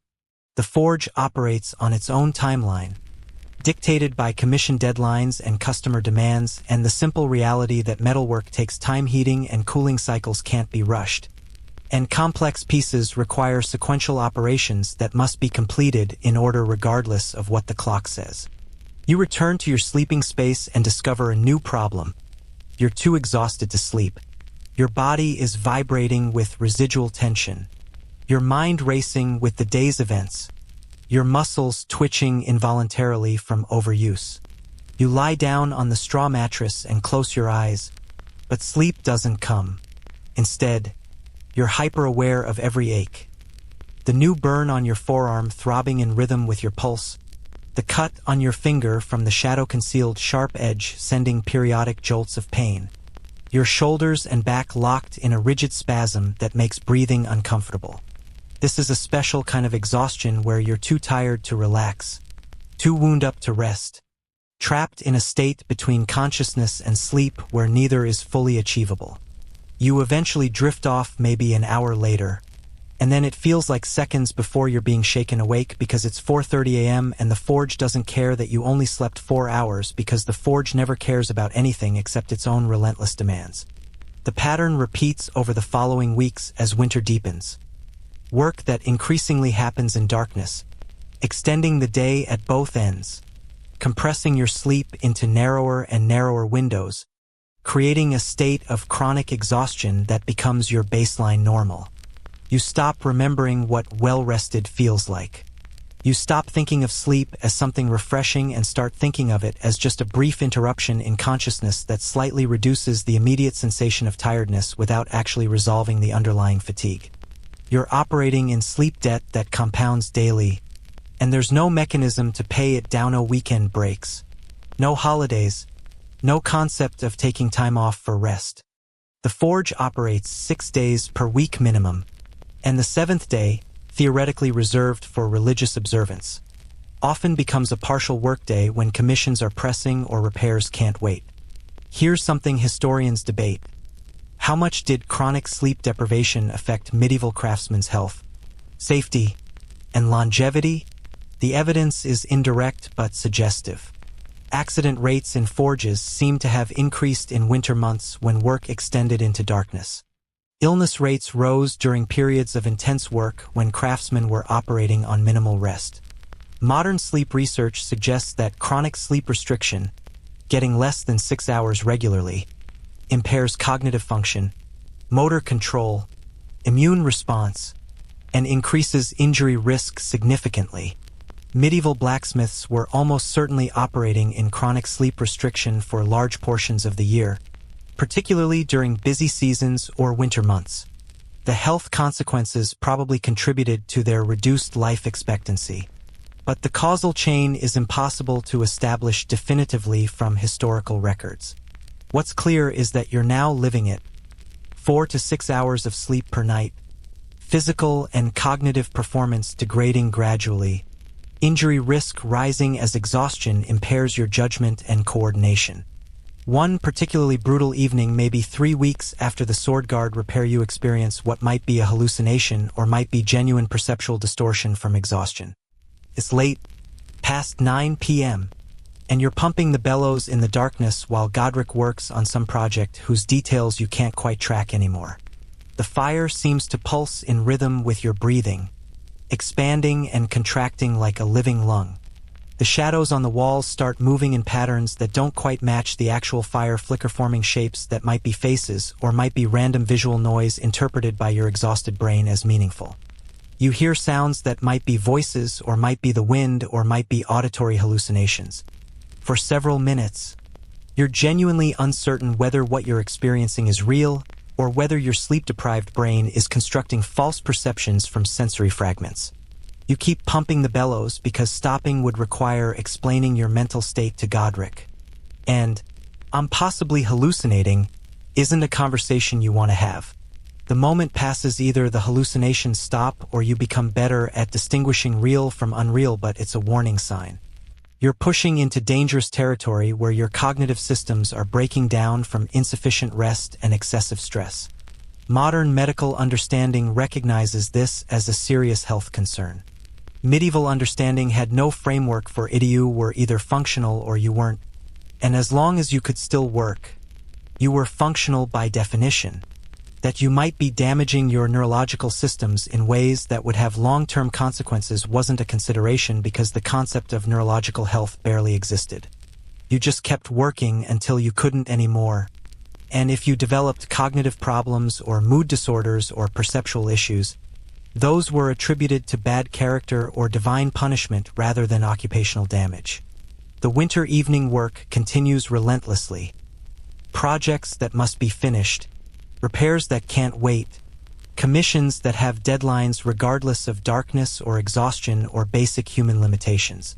You develop strategies for coping, keeping your hands moving constantly to avoid accidentally touching hot metal you can't see clearly, positioning yourself to maximize the fire's illumination of your work area, using sound and smell as much as sight to assess fire conditions and metal temperature. These adaptations help marginally, but they can't fully compensate for the fundamental problem that humans are diurnal animals trying to do precision work in conditions where visual information is limited and distorted. You're fighting your own biology, and biology is a formidable opponent that wins most extended battles. Around midnight, one evening, exceptionally late finish for an exceptionally demanding commission, you experience something like a breaking point. You're so tired that your vision is tunneling. Your movements are becoming clumsy and uncoordinated, and you realize you're genuinely dangerous to yourself and others in this state. You're about to drop a piece of hot metal because your grip strength is failing. You're about to walk into the anvil because your spatial awareness is degraded. You're about to make mistakes that will cause injuries, and for the first time, you genuinely consider just stopping, sitting down, refusing to continue. The consequences be damned. But then the moment passes. Godric finishes his work. The The commission is complete. You're dismissed and you shuffle off to sleep without having to test your resolve against the consequences of refusal. You sleep that night like you're dead, a heavy unconsciousness that might be rest or might be your body partially shutting down in self-protection. You wake at 4:30 a.m. feeling not refreshed but simply less catastrophically exhausted than the night before, which counts as a victory in the current calculus of survival. The cycle begins again. Another day, more darkness at both ends, more work that extends into hours when humans should be sleeping, more accumulation of fatigue debt that can never be repaid. This is the winter forge schedule, and it will continue until spring brings longer daylight and theoretically shorter workdays, though in practice the longer daylight just means more hours available for work. So the relief might be more psychological than actual.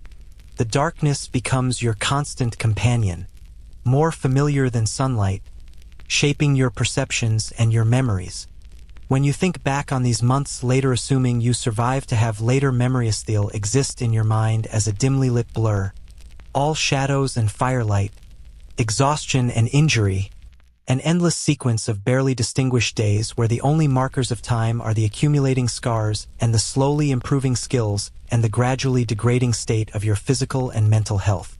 The forge at night is both crucible and prison, forging your skills while consuming your vitality, teaching you craftsmanship while destroying the body that must execute that craft. This transformation through destruction, education through exhaustion, and you're the raw material being processed into something else, not better, necessarily, but different, harder, more capable in some ways and more damaged in others. As winter deepens and the darkness extends further into each day's hours, you understand something that Godric has never explicitly stated. The evening work isn't optional, and it isn't temporary. This is the life. This is how forges operate. This is what you signed up for, though you didn't understand it at the time. The darkness falls every evening, and the work continues in that darkness. And you continue with it because there's no alternative except failure and shame and economic ruin. So you pump the bellows in shadow. You swing the hammer while watching afterimages. You manage fire by sound and feel when sight becomes unreliable. And you accumulate exhaustion like a debt that comes due every morning when consciousness returns and you realize you have to do it all again. The anvil wins. The darkness helps. 6 months into your apprenticeship, you finally understand the ultimate truth that everyone has been carefully not saying. The forge doesn't kill you quickly, it kills you through accumulation, through the gradual breakdown of systems that can't repair themselves faster than they're being damaged, through the mathematical certainty that if you subtract health every day and add back less than you subtracted, eventually you reach zero. It's a cold morning in late winter, and you're watching Godric work while simultaneously watching him deteriorate. He's maybe 45 years old, ancient by medieval standards, genuinely impressive for a blacksmith, and every movement telegraphs the cost he's paid for those decades. His hands shake slightly when he's not actively working, a tremor that stops when he grips tools but returns immediately when he releases them. His breathing is labored and wet-sounding, decades of smoke inhalation having transformed his lungs into damaged bellows that move air inefficiently. He walks with a pronounced limp from a hip injury years ago that never healed properly. His fingers are gnarled and scarred, 2 of them ending at the second knuckle from accidents he never discusses in detail. This is your future, assuming you're lucky enough to survive to 45. This is what success looks like in your chosen profession. The morning's work includes a conversation you've been dreading, Godric asking how you're feeling, really feeling, and you having to admit that your hands are going numb during work, that you're coughing up dark material every morning, that your back pain has transitioned from occasional discomfort to constant presence that affects your sleep and your movement. He nods like this is completely normal, which it is. You're adapting, he says, which is a euphemism for your body is breaking down in the expected ways. He shows you exercises, stretches, and movements that might help with the back pain, though they don't actually help much because the problem isn't muscular tension but rather structural damage from repetitive stress. He suggests breathing techniques for managing the lung issues, though breathing techniques can't repair tissue that's been coated in coal dust and metallic particles.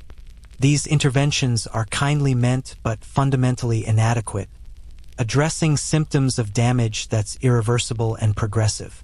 You're not getting better, you're getting worse. The only variable is the rate of deterioration. Around mid-morning, a former apprentice visits the Forhea man named Thomas, who completed his training with Godric 5 years ago, worked as a journeyman for 3 years, and recently opened his own small forge in a neighboring village. He's maybe 27 years old and looks 50. His face is drawn and gray, his movements careful like someone managing constant pain. He's here partly for social reasons, checking in with his former master, but mostly to purchase iron stock because he's found a supplier with good prices and is buying bulk to resell to other smiths, trying to supplement his forge income with trading. This is apparently common. Craftsmen developing side businesses because their primary craft doesn't generate sufficient income, diversifying their economic activities to achieve the stability that the forge alone can't provide.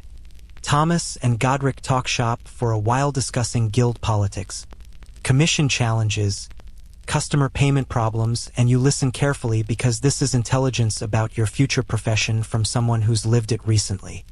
Thomas mentions almost casually that he can't feel his left hand properly anymore. The nerves are damaged from repetitive impact and grip pressure, creating permanent numbness and reduced dexterity.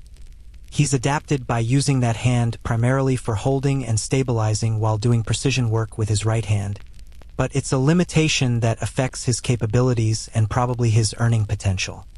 He also mentions respiratory problems that wake him up at night gasping for air, and chronic joint pain in his shoulders and elbows that he treats with herbal poultices that don't really work but are better than nothing.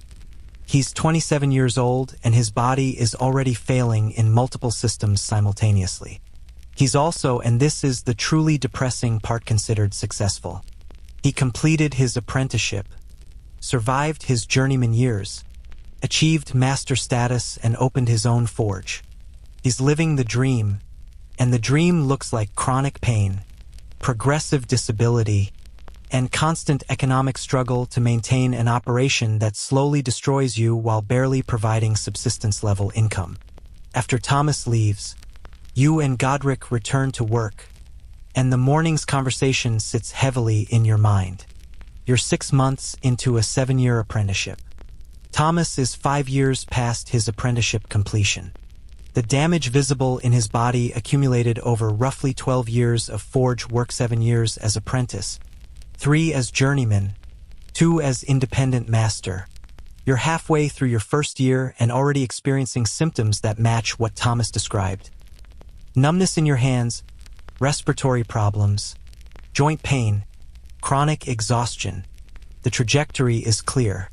At 12 years, you'll look like Thomas, functionally disabled but still working because stopping isn't economically viable. At 25 years, you'll look like Godric, severely damaged but experienced enough that your skills compensate for your physical limitations. At 40 years, assuming you survive that long, you'll probably be unable to work, dependent on savings you're unlikely to have accumulated, facing a final decade or 2 of poverty and declining health before death claims you prematurely.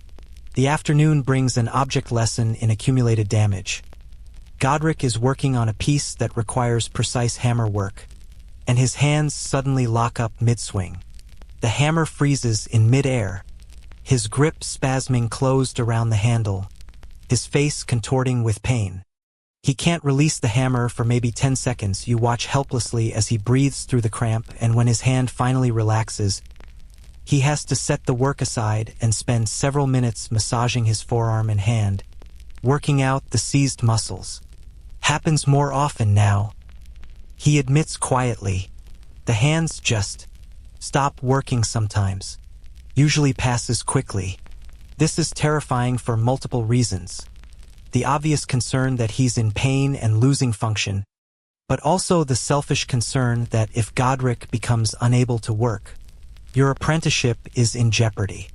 If he can't maintain his forge, you might be transferred to another master, if one will accept you, or your apprenticeship might be terminated with partial refund to your father, maybe. Or you might simply be released into a job market you're not prepared for with skills that are incomplete.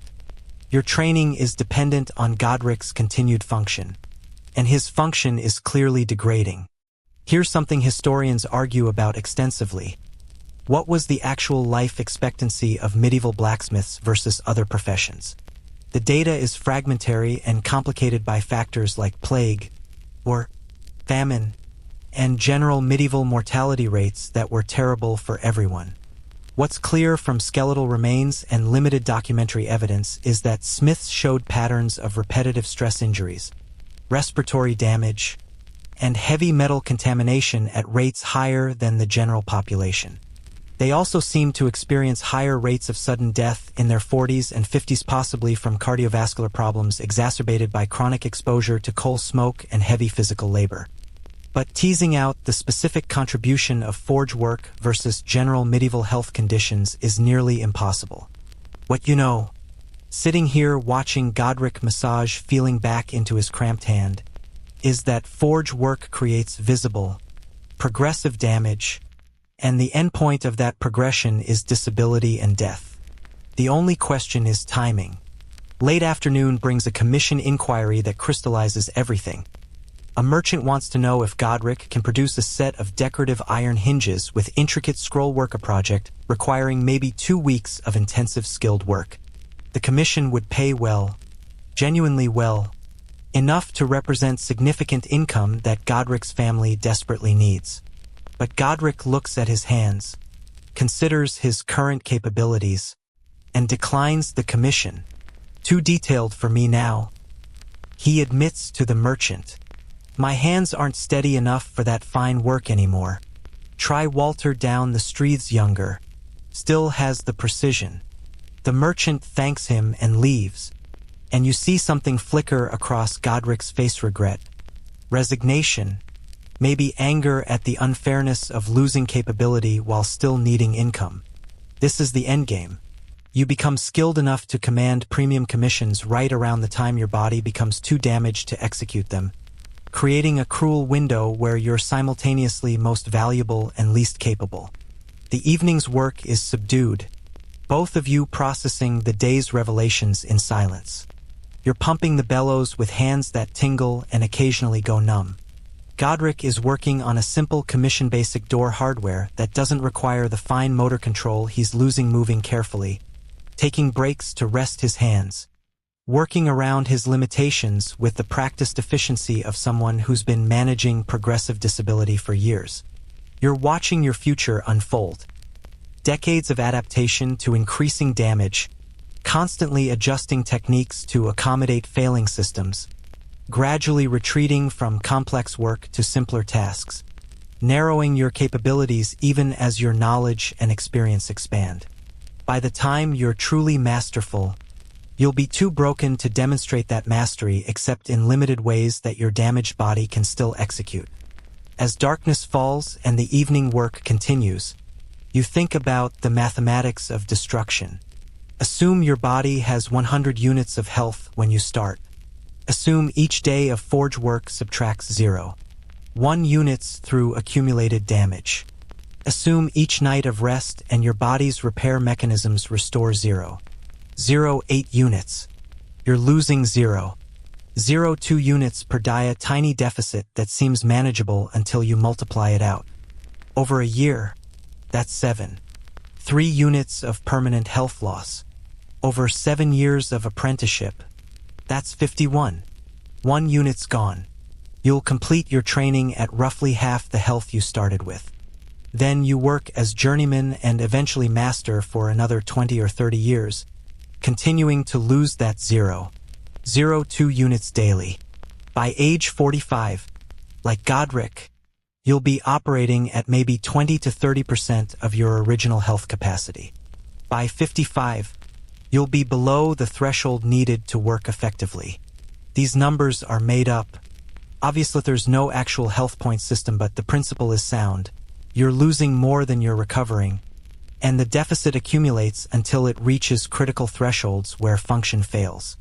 The banking of the fire that evening feels differentiary, performing the routine task while simultaneously understanding it as part of a larger pattern of routines that will define and ultimately destroy you. Tomorrow you'll restart this fire. The day after. For 372 more days until your apprenticeship ends. Then for thousands more days as journeyman and master. Each day extracting its small tribute of health. Each night restoring slightly less than was taken. The deficit growing invisibly until suddenly it's visible in shaking hands and labored breathing and joints that grind and nerves that fail. The fire is eternal, not this specific fire, but the forge fire as concept and practice. Individual smiths are temporary, consumed by the fire they serve, replaced by new smiths who haven't yet learned what the fire costs. You're learning now, 6 months in, and you've got the rest of your life to live with this knowledge. The walk back to your sleeping space that night takes you past the town's small cemetery, and you pause to look at the headstones visible in the moonlight. Several mark the graves of Blacksmiths recognize the names from Godric's occasional stories. Walter the Elder, dead at 47. John the Smith, dead at 52. Thomas of the Forge, different Thomas than the one who visited today, dead at 49. The ages cluster in the late 40s and early 50s, notably younger than the merchants and craftsmen in less physically demanding trades whose graves show death ages in the 50s and 60s. This is data, rough and anecdotal but suggestive. Smiths die younger. The forge claims them earlier. The accumulated damage reaches critical thresholds faster than in other professions. You're standing in a cemetery looking at your statistical future. A grave with your name and a death age probably in the 40s if you're lucky, 50s if you're very lucky, 60s if you're extraordinarily lucky in ways that very few smiths achieve. You continue to your sleeping space and lie down, and for the first time since starting your apprenticeship, you allow yourself to fully process the hopelessness of your situation. You're locked into 7 years of training that's destroying your body. That training leads to a career that will continue the destruction for decades. That career provides marginal economic return that won't allow you to accumulate enough savings to retire early or even to weather significant financial disruptions. The guild system constrains your earning potential and dictates your methods. The customers hold payment leverage and economic power. The materials are expensive and unpredictable. The work is endless and exhausting. And through it all, your body is breaking down incrementally but inevitably, losing function you'll never recover, accumulating damage that will eventually render you unable to work right when you most need income to survive your final years. This is the truth that Godric has never stated explicitly but has shown you through his example. The forge wins. Always. Eventually. The only variable is how much life you get before it claims you, and how much of that life is spent in pain and limitation versus relative health and capability. Most smiths get maybe 20 to 30 years of functional work, 7 as apprentice, a few as journeyman, maybe 15 to 20 as master before the damage becomes too severe. That's your window. Roughly 3 decades to earn enough to support yourself through those years and hopefully accumulate something for the decade or 2 of decline that follows before death. It's not a generous window. It's not even particularly fair. But it's what you've got, and thousands of smiths before you have lived and died within its constraints, and thousands after you will do the same. The anvil always wins because the anvil is patient and relentless and doesn't feel pain or fatigue. Sits there, solid and unchanging, while generations of smiths hammer against it, each strike slightly damaging the smith's body. The accumulated strikes over years creating permanent disability that progresses until work becomes impossible. The anvil doesn't care. The anvil will outlast you and your children and your children's children, still sitting there waiting for the next batch of apprentices who haven't yet learned what it costs to strike iron against iron for 40 years. You've learned it now, 6 months in, with 372 days of apprenticeship remaining and potentially 10,000 more days of journeyman and master work beyond that. Each day extracting its tribute, the deficit growing, the endpoint approaching with mathematical certainty. You close your eyes, and the darkness behind your eyelids is the same darkness that filled the forge during evening work complete. Heavy, textured with exhaustion and pain and the knowledge of what's coming. Sleep comes eventually, but it's not rest anymore. It's just the brief pause between sessions of damage, the intermission between acts of a tragedy that's already written and that you're performing whether you want to or not. The forge has claimed you. The anvil is winning, and you're only 6 months in, with decades of losing still ahead of you. Tomorrow you'll wake at 4:30 a.m. You'll pump the bellows. You'll swing the hammer. You'll breathe the smoke. You'll accumulate new damage on top of existing damage.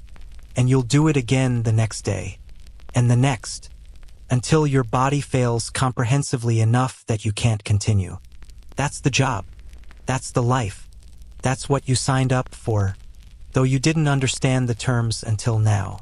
The anvil wins. It always wins. The only question is how much of yourself you can preserve before the final defeat, and whether that preserved remnant is enough to call a life rather than just a prolonged defeat measured in decades of suffering for marginal economic return. Tonight, the answer looks bleak. Maybe morning will bring different perspective. Or maybe morning will bring the same truth you've learned today, just with slightly less shock and slightly more acceptance. Either way, you'll face it. Because you're a blacksmith's apprentice, and facing the forge's demands is what you do, even when those demands include accepting your own systematic destruction as the price of learning a craft that will define and ultimately kill you. The forge fire is banked. The night is dark. The future is visible if you're willing to look at it honestly. And what you see is loss incremental, accumulating, inevitable, but not yet complete. Not yet final. You've got 6 years and 6 months remaining in your apprenticeship, and decades beyond that if your body holds. That's time. Not much time, and not pleasant time, but time nonetheless. Time to learn. Time to work. Time to exist within the forge's embrace before it tightens into a grip you can't escape. You're not ready to give up yet, but you understand now what you're fighting. Not just the physical demands of forge work, but the mathematical certainty of systematic destruction that no amount of skill or determination can ultimately overcome. The anvil wins, but maybe you can delay that victory long enough to matter, to learn something, to create something, to justify the sacrifice of your health and years and future. Maybe that's enough. Maybe it has to be. The darkness settles. Sleep approaches. Tomorrow awaits with its relentless demands. And you, 6 months transformed from the person who entered this forge, prepare to face it again with slightly less ignorance and slightly more acceptance. The forge shapes iron. The forge shapes smiths. Both processes involve heat and hammering and the gradual transformation of raw material into refined form. Both processes are destructive and creative simultaneously. And both processes end eventually when the material can no longer withstand the forces being applied to it. You're being refined and destroyed and shaped and broken all at once, all the time, for 6 more years, and then for decades beyond, until the anvil wins its inevitable victory. Sweet dreams. And with that awareness settling into your bones as surely as the metal particles have settled into your skin, your breathing slows and deepens. The pain in your joints fades to a distant murmur. The day's injuries become soft memories. Your mind, exhausted from revelation and work and the weight of understanding, finally releases its grip on consciousness. The forge will wait for you tomorrow. It's waited for apprentices for centuries, and it will wait for centuries more. Patient, relentless, inevitable as sunrise, as certain as decay. But tonight, for these few dark hours, You're released from its demands. Tonight you rest, broken and building simultaneously, damaged and learning, dying slowly while living desperately in the narrow window between youth and disability that defines a blacksmith's productive years. Tomorrow begins again, but tonight ends here, in darkness, in understanding, in acceptance of costs that can't be avoided, only endured. The forge has taught you its final lesson. It always wins. But you'll show up anyway, because that's what smiths do. They face the fire. They swing the hammer. They lose the war while winning individual battles. They trade their bodies for skills and their years for income and their health for the privilege of calling themselves craftsmen. It's not a fair trade, but it's the only trade available. And you've already committed to it, for better or worse, for the remainder of your shortened but hopefully meaningful life. The anvil waits, but not tonight. Tonight belongs to sleep, and dreams, and the temporary mercy of unconsciousness. Rest now. The forge will still be there in the morning, hungry as always,